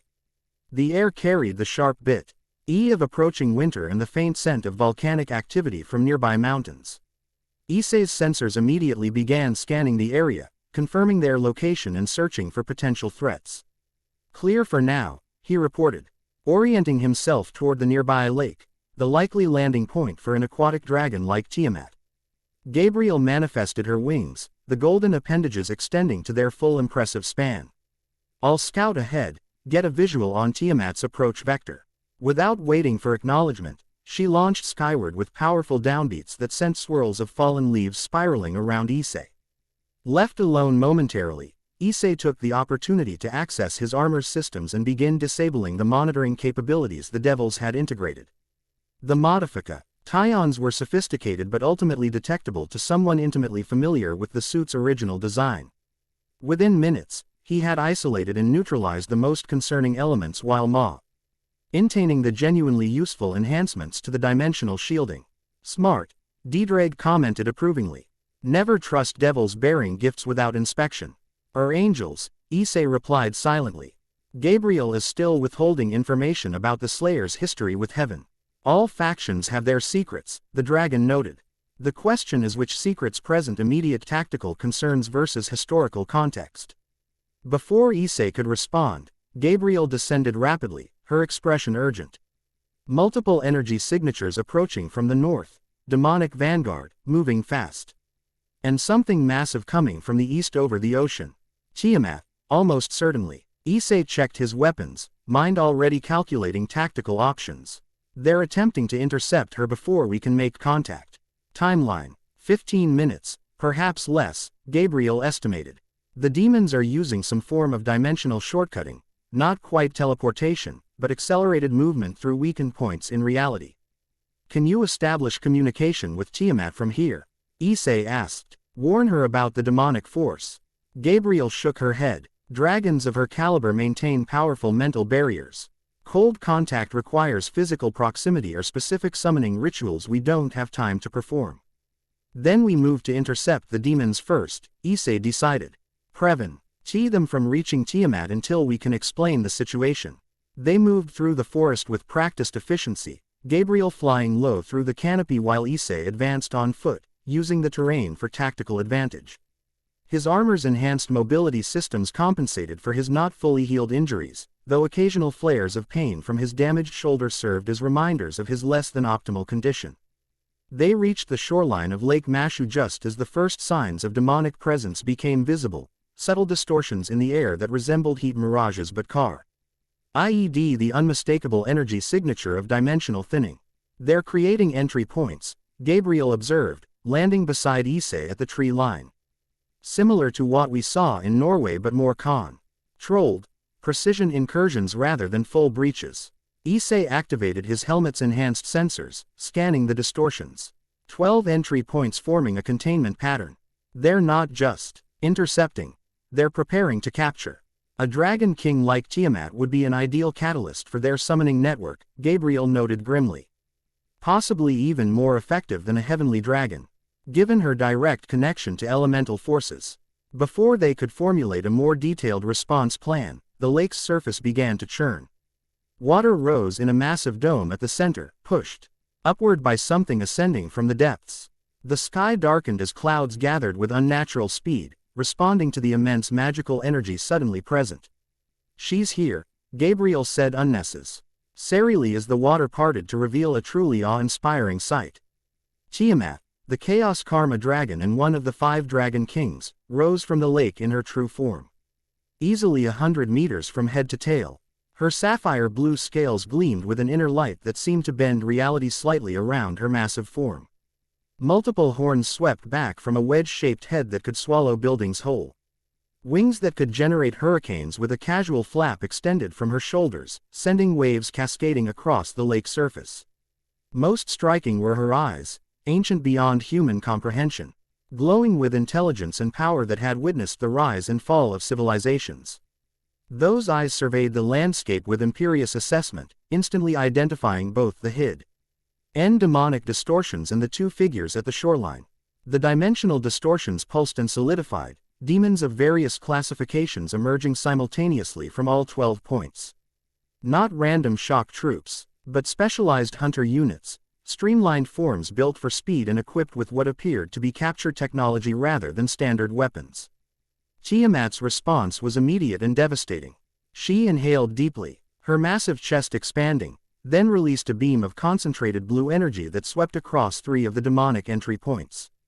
The attack didn't just eliminate the demons, it cauterized reality itself, sealing the dimensional tiers as if they had never existed. Impressive, Gabriel murmured. She's not just destroying them, she's stabilizing the dimensional boundaries simultaneously. The remaining demons shifted tactics instantly, abandoning direct approach in favor of a complex flanking maneuver.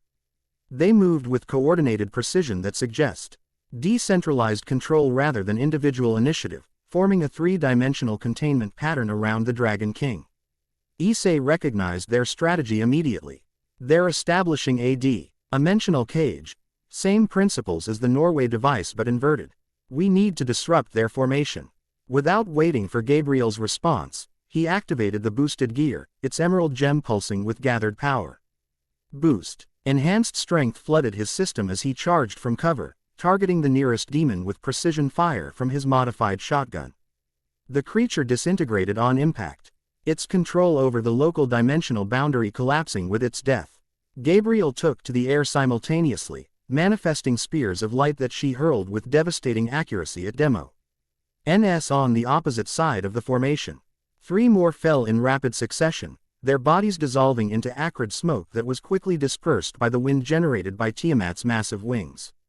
The Dragon King, however, clearly didn't distinguish between demons and would-be allies. Her massive head swiveled toward Issei, eyes narrowing as she assessed this new combatant. Her next attack, a sweeping tail strike that shattered trees like matchsticks, made no distinction between him and the nearest demons.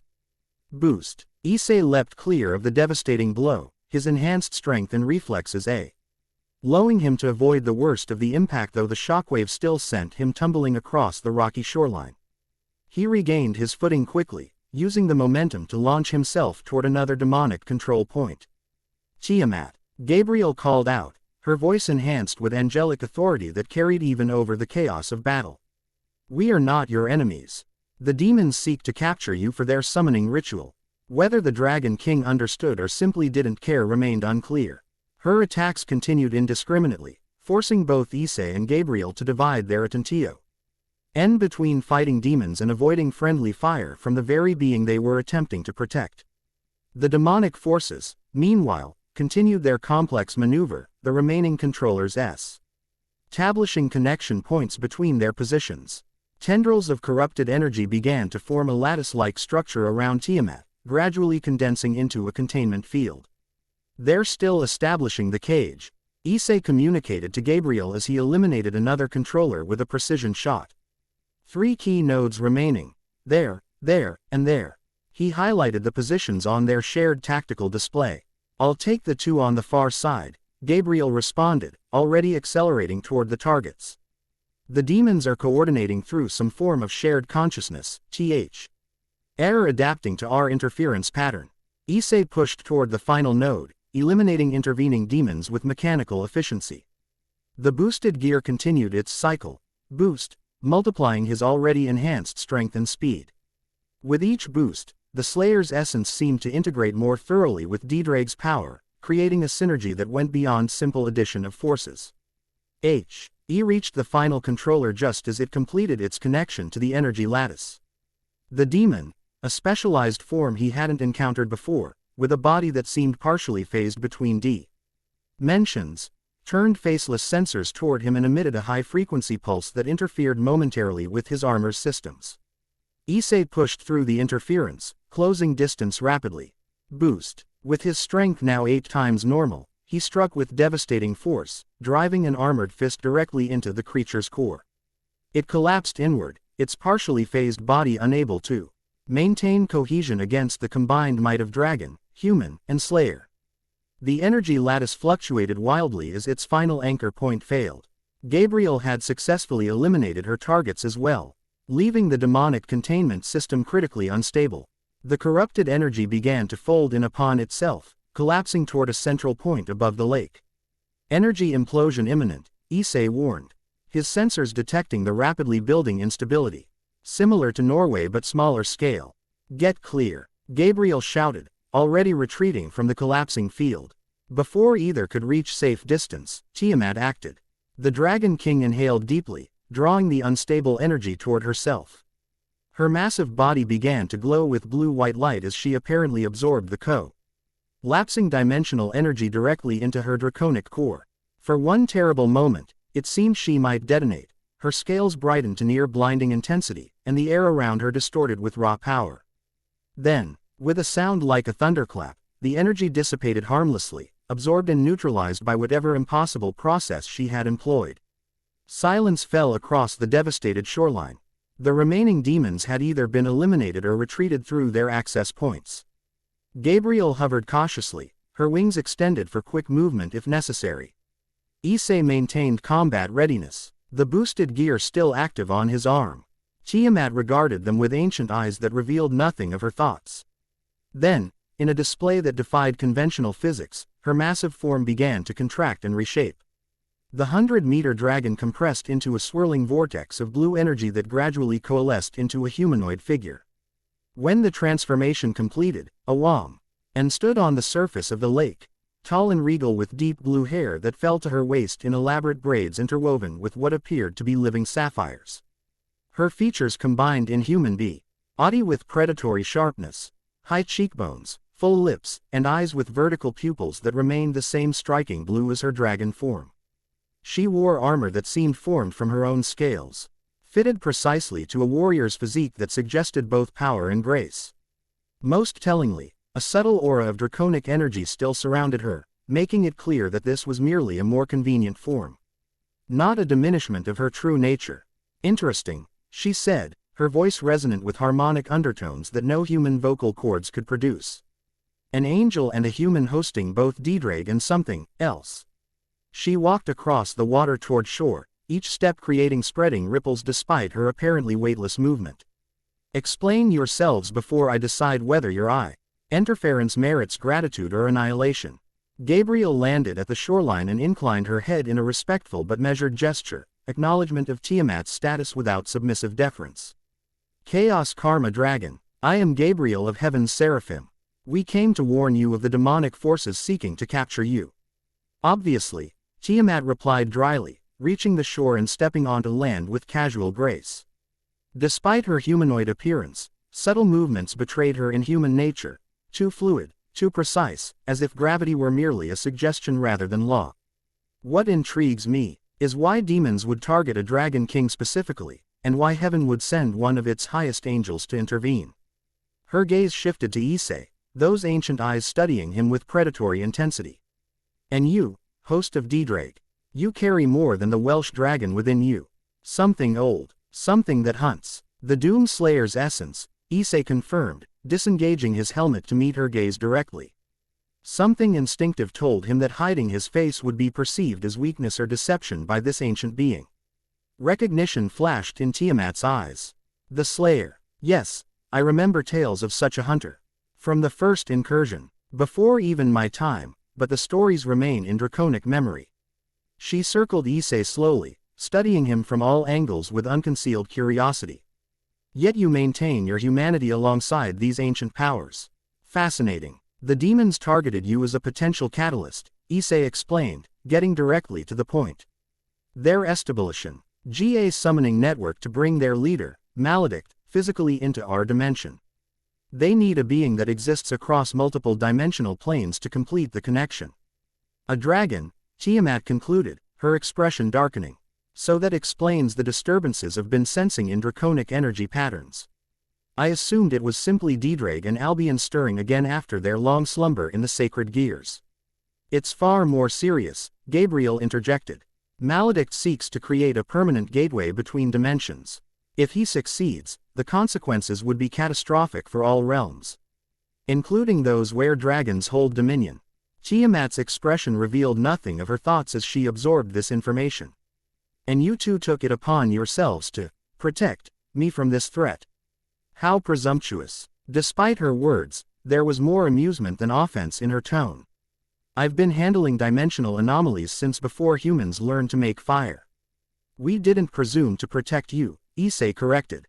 We came to share intelligence about a mutual threat. What you do with that information is your choice. This directness seemed to please the Dragon King.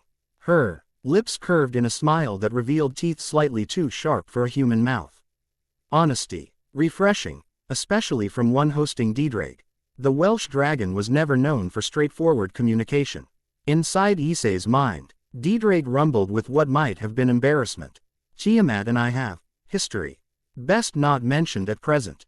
Tiamat's smile widened slightly, suggesting she was aware of the internal communication. Yes, Ddrake and I certainly do have history. Perhaps he'll tell you about it someday, young host. She turned her attention back to Gabriel.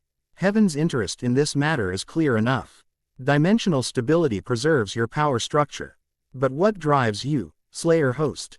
What stake does a human have in this cosmic game? The demons destroyed my world, Issei replied simply. Everyone I knew, everything I was. I hunt them because they need to be stopped, not because of factional politics. Tiamat studied him with renewed interest, those ancient eyes seeming to look beyond his physical form to something deeper. Personal vengeance elevated to cosmic purpose. Primal, yet effective as motivation. She nodded once, decisively. Very well, I will investigate these claims myself. If they prove accurate, I may consider cooperation against this maledict. We're convening a summit of faction representatives tomorrow, Gabriel informed her. Your perspective would be valuable, particularly regarding the draconic elements of the threat. Tiamat laughed, a sound like crystal bells overlaid with the rumble of distant thunder. Politics and committees, how very characteristic of younger species. She shook her head. I do not attend summits, Seraphim. I act according to my own judgment, as dragons have done since time immemorial. This threat affects all realms. Gabriel pressed. Coordinated response would be more effective than isolated action. Perhaps, Tiamat acknowledged with negligent grace. But dragons coordinate on our terms, not through the bureaucratic mechanisms of angels and devils. She turned to Issei. You, Slayer host, you hunt actively rather than debate endlessly. Where will you strike next? The directness of the question caught him momentarily off guard, though he didn't show it. The Australia site. Intelligence suggests it will be the next to reactivate now that Norway has been neutralized. Tiamat nodded thoughtfully. Australia. Significant ley line convergence there, particularly in the central desert regions. A logical choice for dimensional manipulation. She seemed to come to a decision. I will investigate this site myself. If your intelligence proves accurate, I may reassess the value of limited cooperation. This was more than they could have reasonably hoped for from the notoriously independent Dragon King. Issei inclined his head in acknowledgement, recognizing the concession for what it was. Fair enough. Gabriel appeared less satisfied but recognized the futility of pressing further. We can provide the exact coordinates and our latest intelligence on the site's defenses. Unnecessary, Tiamat replied dismissively. I can sense the dimensional distortion directly now that I know what to look for. More efficient than your second-hand intelligence. Before either could respond, a communication alert chimed in Issei's armor. He re-engaged his helmet to accept the transmission, finding Rosweiss's face on the internal display.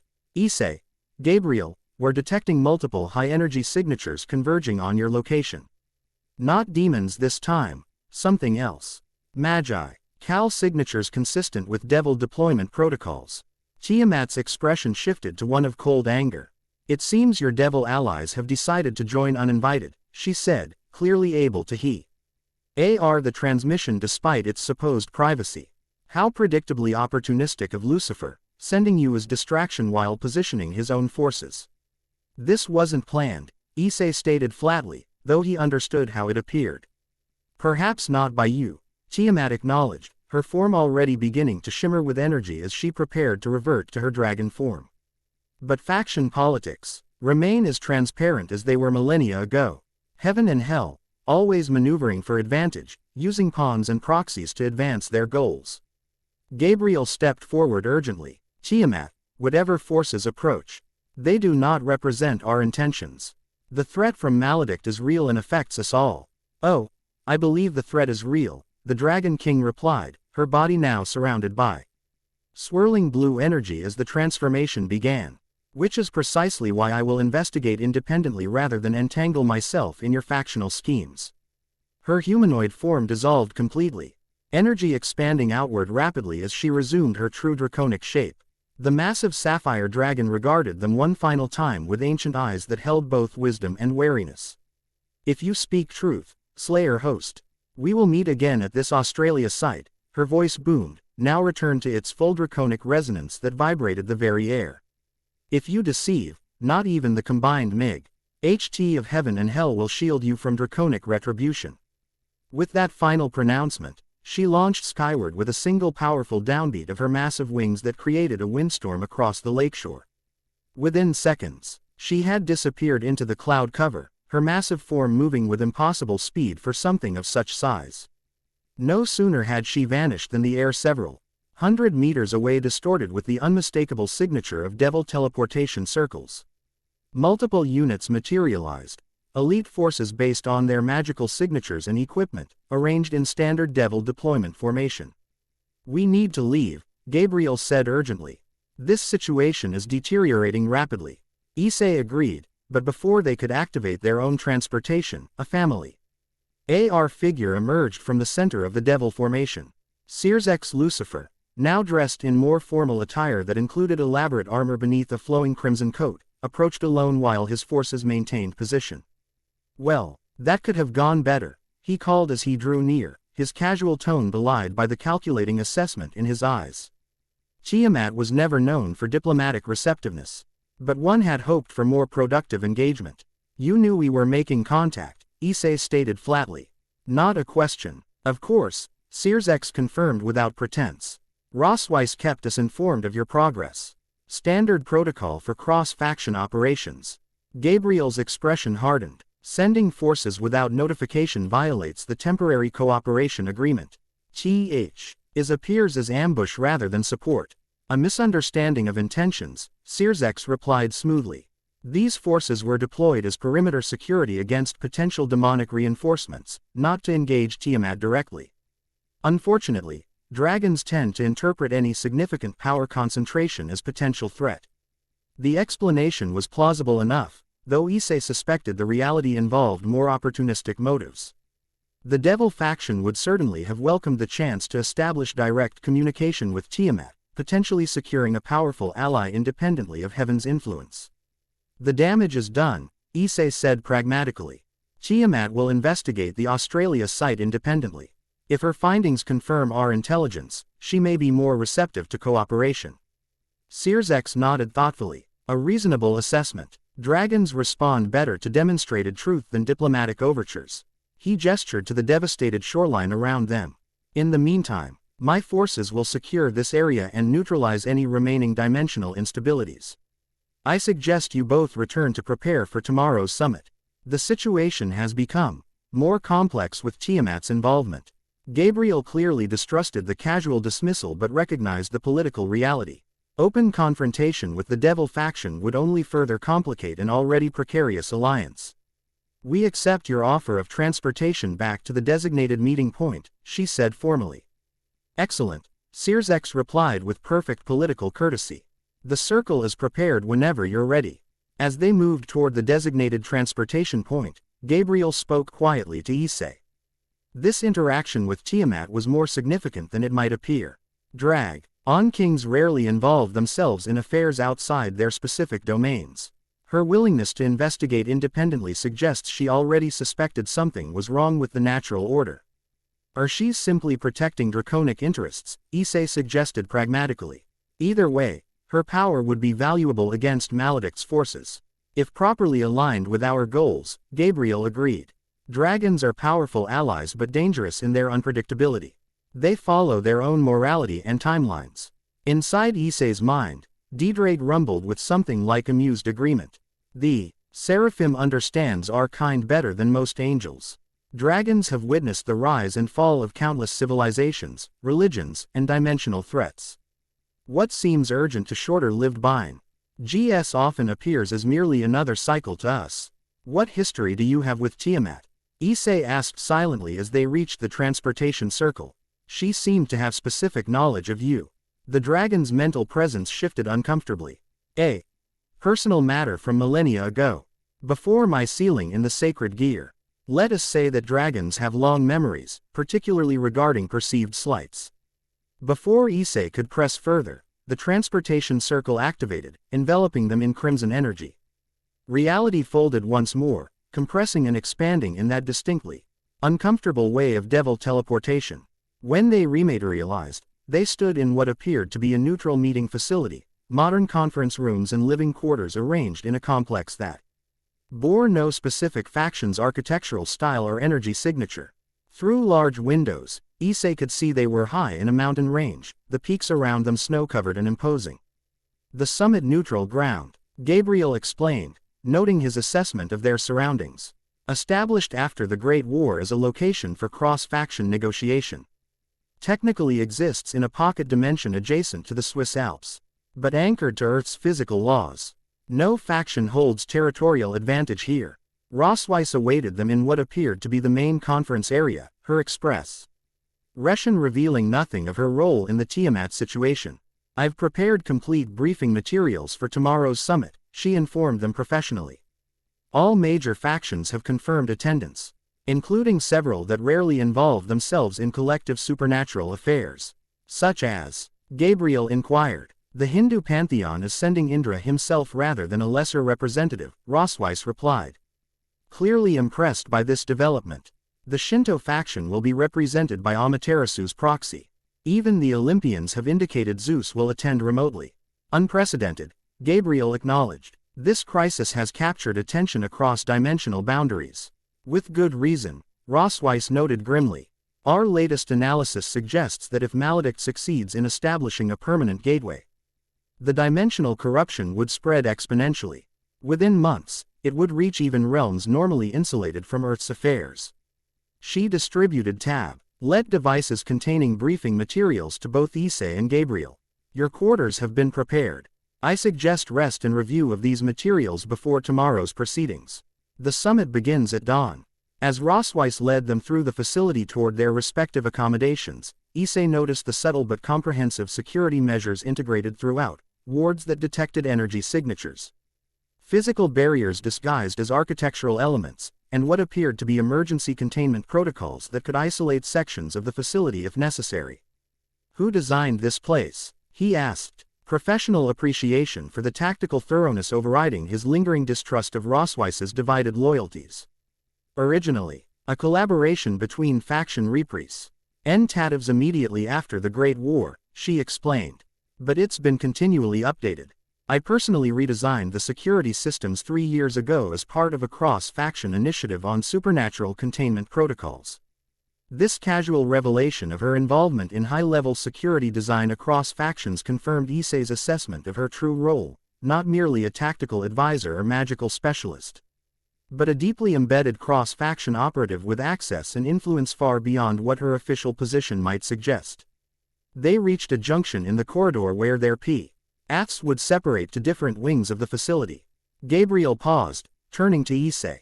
Once you've reviewed the materials, we should discuss our approach to the summit. Faction politics will complicate what should be a straightforward security response. Agreed, Issei replied. 2 hours in the central lounge. Gabriel nodded, then continued down her assigned corridor, leaving Issei and Rossweiss momentarily alone. You should have told me about the devil forces, Issei stated without preamble. Rossweiss met his gaze directly. Yes, I should have. No excuses or justifications, simply acknowledgement. In my assessment, revealing their deployment would have complicated an already delicate first contact with Tiamat. I made a tactical decision. Based on whose priorities? Issei pressed. Based on the primary objective, preventing Maledict's summoning, she replied evenly. Faction advantages are secondary considerations in an existential threat scenario. Issei studied her for a long moment, weighing her words against her actions. You play a dangerous game, Valkyrie, balancing loyalties between multiple powers. Not loyalties, she corrected. Pragmatic alliances toward a common goal. There's a difference, is there? Issei questioned. When the crisis ends, those divided interests will reassert themselves. Where will you stand then? Something flickered in her eyes, not guilt or deception, but what might have been genuine uncertainty. I stand where I can be most effective in maintaining dimensional stability and protecting innocent lives. Sometimes that means heaven's approach is correct. Sometimes the devil's. Often, neither. It was perhaps the most honest thing she'd said since they'd met, an admission that her own moral compass, not factional loyalty, ultimately guided her decisions. Issei found he respected that, even if it complicated tactical assessment of her reliability. Fair enough, he acknowledged. But moving forward, full disclosure. On operational details that affect our mutual objectives. No more surprises. Agreed, she said simply. Then, with a hint of what might have been actual humor, she added, though I notice you've already disabled the monitoring systems the devils integrated into your armor repairs. Full disclosure works both ways, Issei countered, the corner of his mouth twitching slightly. Touché, Ross. Visa acknowledged with the barest hint of a smile. Your quarters are through there. I've taken the liberty of having additional weapons and equipment delivered, specialized options that might prove useful in the coming engagements. With that, she continued down a third corridor, presumably toward her own accommodations or perhaps back to the command center to continue preparation for the summit. Issei's assigned quarters proved spacious and functional, clearly designed for comfort without unnecessary luxury. The main room featured a large workstation with multiple displays, a comfortable seating area, and a weapons maintenance station already stocked with specialized tools and components. An adjacent bedroom and bathroom completed the suite. Most notably, a large equipment rack stood against one wall, containing an impressive array of weapons and tactical gear, some familiar, others clearly of supernatural manufacture. Each item was labeled with technical specifications and optimal usage scenarios, revealing Rossweiss's thorough attention to detail.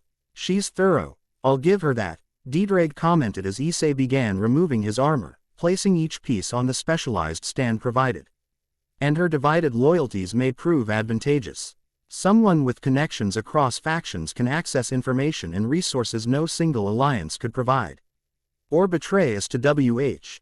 Over offers the highest value at any given moment, Issei countered, though without particular heat. The pragmatic part of him, the cold tactical mind shaped partly by the Slayer's essence, recognized the potential utility of Rossweiss's unique position. Free of the armor, Issei examined his physical condition. The wounds from Norway had largely healed, thanks to both the devil medical treatment and his own accelerated recovery capabilities. His shoulder, previously nearly severed, now showed only a jagged scar where the summoner's dimensional blade had penetrated. The ribs had knitted, though deep breathing still caused occasional twinges. Overall, combat-ready, not optimal, but functional. The Slayer's essence had always prioritized operational capability over complete recovery. After a brief but thorough shower that washed away the remnants of battle, Issei dressed in the casual but practical clothing provided, black tactical pants and a fitted gray t-shirt that wouldn't restrict movement if combat became necessary. The boosted gear remained visible on his left arm, its emerald gem pulsing with subdued energy. He spent the next hour reviewing the briefing materials Rossweiss had provided, absorbing the detailed intelligence on the Australia site and the increasingly complex political landscape surrounding the crisis. The involvement of previously neutral pantheons suggests the threat had reached a threshold that overrode traditional supernatural isolationism. Most interesting were the fragments of intercepted communications between Maledict's dimension and unknown collaborators in this realm. Though heavily encrypted and incomplete, the decoded portions confirmed internal betrayal at the highest levels of multiple factions, potentially including heaven itself. His last revelation brought Maledict's dreamscape warning back to mind. Ask your angel companion about the originator sometime. Ask about the true purpose of the sacred gear system. Issei closed briefing document and rose from the workstation. These questions required direct answers, and he had agreed to meet Gabriel in less than 30 minutes. It was time to confront whatever historical Acre's heaven was keeping about the Slayer's essence and its connection to this crisis. The central lounge proved to be an elegant but understated space clearly designed for informal diplomatic interaction. Floor-to-ceiling windows offered spectacular views of the surrounding mountain range, while comfortable seating arrangements provided privacy without isolation. A small staff of neutral Ants, humans with magical awareness based on their auras, provided refreshments without intruding on conversations.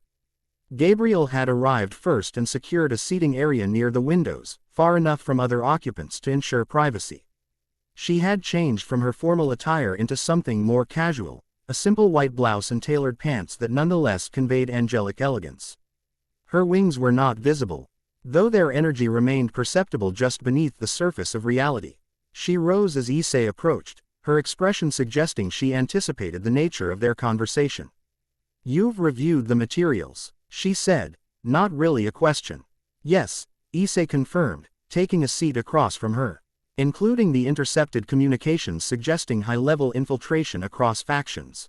Gabriel nodded grimly, a disturbing development, though not entirely unexpected. Maledict's influence has always operated through corruption of existing power structures rather than direct confrontation. "Which brings me to what we need to discuss," Issei said, getting directly to the point. "You promised truth about Heaven's historical relationship with previous Slayers, and about something called the Originator." Quote, Gabriel's perfect features revealed nothing, but the subtle tensing of her shoulders betrayed her discomfort with the topic.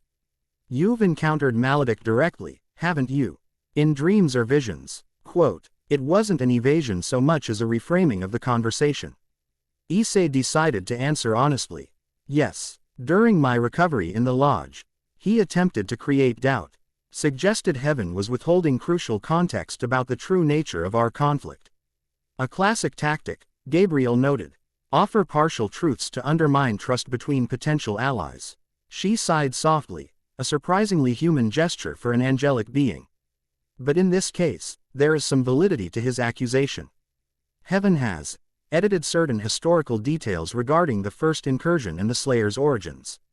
She paused, seeming to consider her words carefully. "What I'm about to tell you is known to fewer than 5 beings currently in existence. Not because it's some nefarious secret, but because the full truth is complicated in ways that don't facilitate clear action in the present crisis." "I'll be the judge of that," Issei replied simply. Gabriel nodded once, accepting his position. "The being you know as Maledict and the entity called the Doomslayer were not always enemies. In the beginning, before the first incursion, they were counterparts. Twin aspects of a single cosmic function." Quote, this revelation landed with unexpected weight. Issei had anticipated political manipulation or strategic omission in Heaven's accounting, not a fundamental rewriting of the conflict's basic nature. "Explain," he said, his voice level despite the internal recalibration this information necessitated. "Before the current multiversal structure existed," Gabriel continued, "before angels or demons or humans, there was what theologians might call primordial chaos, unlimited potential without form or purpose. From this chaos emerged the Originator, a being of pure creative force that began establishing order and structure across what would become the multiverse." Her gaze turned to the mountains beyond the window, as if seeing past them to cosmic history itself. "The Originator created aspects of itself to manage different functions of cosmic maintenance. Maledict was destruction and renewal, the necessary breaking down of forms that had served their purpose. The entity that would become the Slayer was preservation and protection, maintaining boundaries between realities, ensuring cosmic balance." Inside Issei's mind, Diedrag stirred with interest. This history predated even draconic memory, touching on origins that few beings could claim first-hand knowledge of. "What changed?" Issei asked, recognizing that this cosmic partnership had clearly fractured at some point. "The Originator's greatest creation was free will," Gabriel replied. "Even its own aspects were granted independence of thought and purpose. Over cosmic time, Maledict's function evolved, or devolved. Depending on perspective, destruction became an end unto itself rather than a component of renewal. He began consuming realities completely rather than breaking them down for natural regeneration." She returned her gaze to Issei, her ancient eyes reflecting the weight of witnessing such cosmic tragedy. "The Slayer opposed this corruption of purpose. What began as philosophical difference escalated to cosmic conflict. The first incursion wasn't actually the first, it was simply the first that involved the realms we now inhabit. And Heaven's role in this?" Issei pressed, sensing they were approaching the core of what had been concealed. Gabriel's expression tightened almost imperceptibly. "When the conflict reached our dimensional cluster, the biblical God, still alive then, made a tactical decision. He imprisoned the Slayer's essence. The revelation hung in the air between them, its implications rippling outward like a stone dropped in still water. Imprisoned, Issei repeated flatly. The entity dedicated to protecting realities from Maledict's corruption. It wasn't that simple, Gabriel countered, though without real conviction. The Slayer's methods had become extreme. Entire dimensions destroyed to prevent Maledict's advance. Billions of innocent beings sacrificed in the name of preserving the greater multiverse. God believed there might be a more balanced approach, one that didn't require such catastrophic collateral damage. So heaven neutralized its potential ally against dimensional collapse, Issei concluded. How did that work out? The edge in his tone wasn't lost on Gabriel. Not as intended, she admitted. Without the Slayer's opposition, Maledict's advance accelerated. God was forced to release the essence, but with modifications, binding it to human hosts who could temper its more destructive impulses with mortal perspective. Thus the first human Slayer was created. This explained much about the nature of the essence Issei carried, why it manifested through human vessels rather than existing independently like other cosmic entities. It had been deliberately constrained, forced to operate through mortal limitations. And the result? He asked, though he suspected he already knew. Mixed, Gabriel replied honestly. The human Slayers were indeed more discriminating in their methods, causing less collateral damage. But they were also less effective at containing Maledict's expansion. Each incursion since has penetrated deeper into our dimensional cluster before being repelled. This current attempt is the most sophisticated and far-reaching yet. She leaned forward slightly, her expression earnest. This is why I didn't share this history immediately. It complicates rather than clarifies the immediate tactical situation. Yes, heaven made a questionable decision eons ago.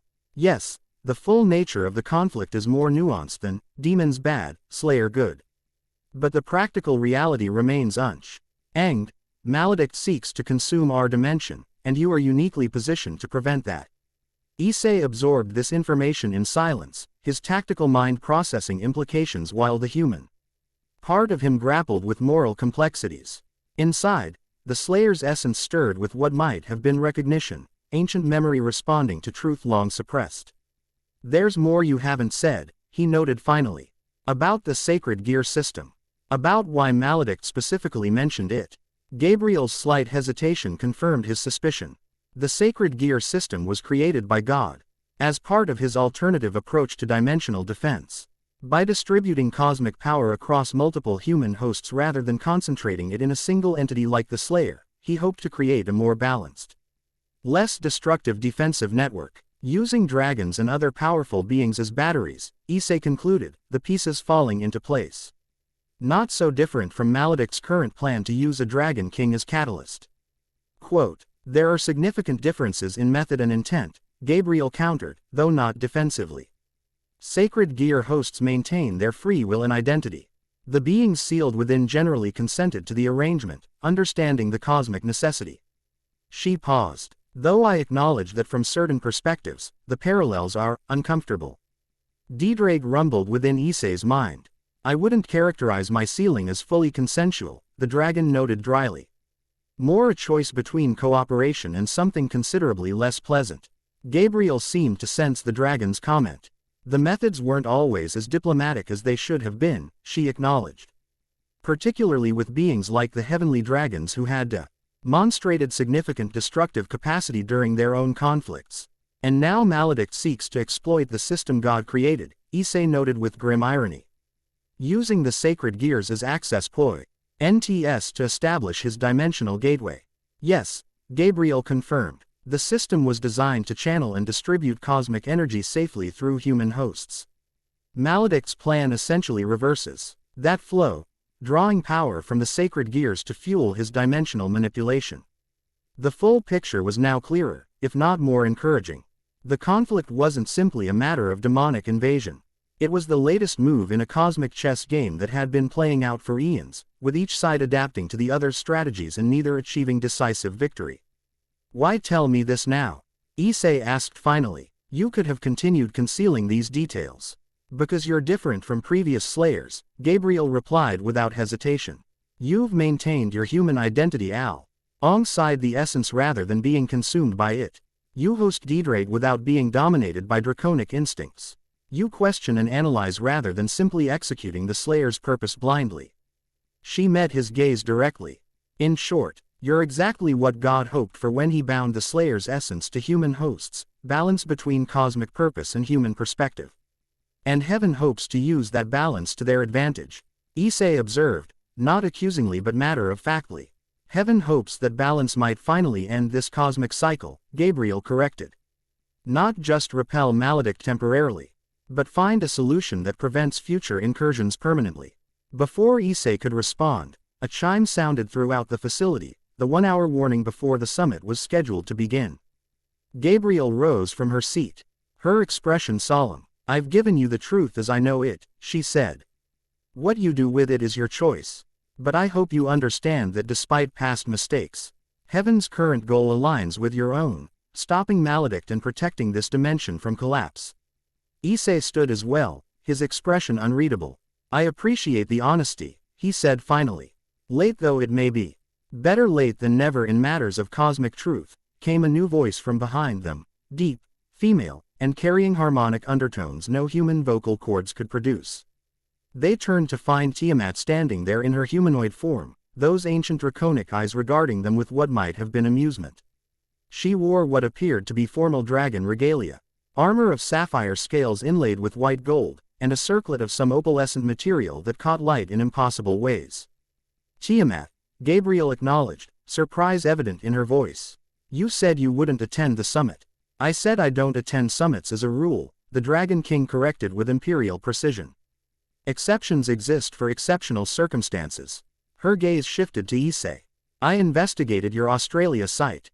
The intelligence was accurate, a device similar to the ones you destroyed in Norway and Japan, though currently dormant.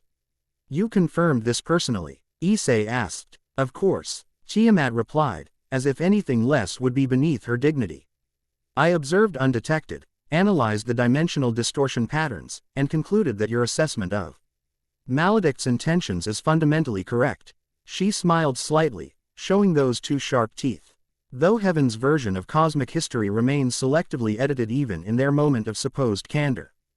Gabriel tensed visibly. The originator's history is beyond even your memory, Dragon King. Perhaps, Tiamat acknowledged with negligent grace.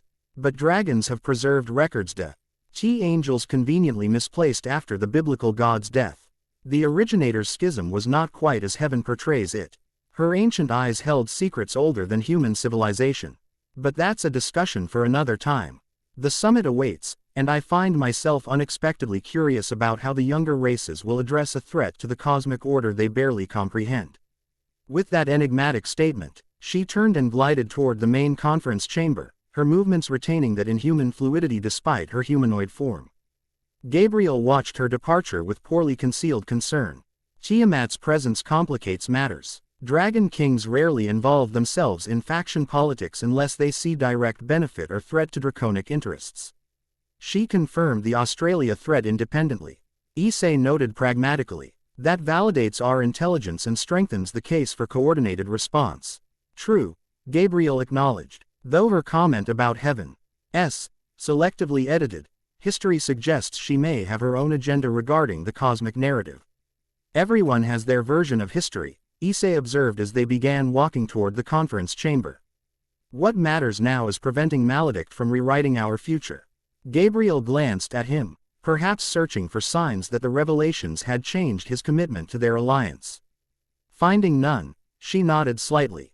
On that, at least, all factions should agree. They entered the main conference chamber to find it already filling with representatives from supernatural factions across the globe. The circular room featured a massive round table with faction symbols inlaid in the polished surface before each delegation's position. Above, a domed ceiling displayed a real-time representation of the dimensional boundary surrounding Earth, currently showing troubling distortions at multiple points globally. Rossweiss approached them, now dressed in formal Valkyrie regalia had marked her as Asgard's representative despite her technically independent status. Positions have been assigned according to traditional protocol, she informed them. Heaven's delegation is at the north position. Issei, As an independent operative with unique status, you've been given observer position with speaking privileges. She handed him a small crystal device. This will translate all languages automatically and allow you to address the assembly when recognized by the mediator. Who serves as mediator? Gabriel inquired. Yusaka of the Kyoto Yukai faction, Rossweiss replied. Her territory has no direct connection to the current crisis locations, making her acceptably neutral, and her diplomatic skills are widely respected. Issei took his designated position as repression. Tatives continued to arrive, some in forms that barely approximated humanoid, others maintaining strictly human appearance despite their supernatural nature. The diversity of beings gathered in one lock. Issei was unprecedented in his experience, a testament to the severity of the threat they faced. At precisely the appointed hour, a new figure appeared at the mediator's position, a woman of extraordinary beauty with golden eyes that held vulpine qualities despite their human shape. 9 golden white tails flowed behind her like living flames, marking her as a 9-tailed fox of the highest rank. She wore traditional Japanese formal attire in white and gold, her presence commanding immediate attention without obvious supernatural display. Representatives of the realms, Yusaka began, her voice carrying natural authority that quieted the assembly instantly.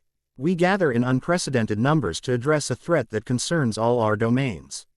The dimensional incursions orchestrated by the entity known as Maledict threaten not merely human civilization or individual faction territories, but the fundamental stability of our shared multiversal structure. She gestured to the display above, where the dimensional distortions pulsed ominously. What began as isolated anomalies has revealed itself as coordinated assault. The time for isolated response has passed. Today we must establish a unified approach to this existential threat. As the summit officially began, Issei found his attention drawn briefly to Tiamat, who had taken a position outside the formal seating arrangement, standing near a window with regal detachment that suggested she considered herself observer rather than participant despite her decision to attend.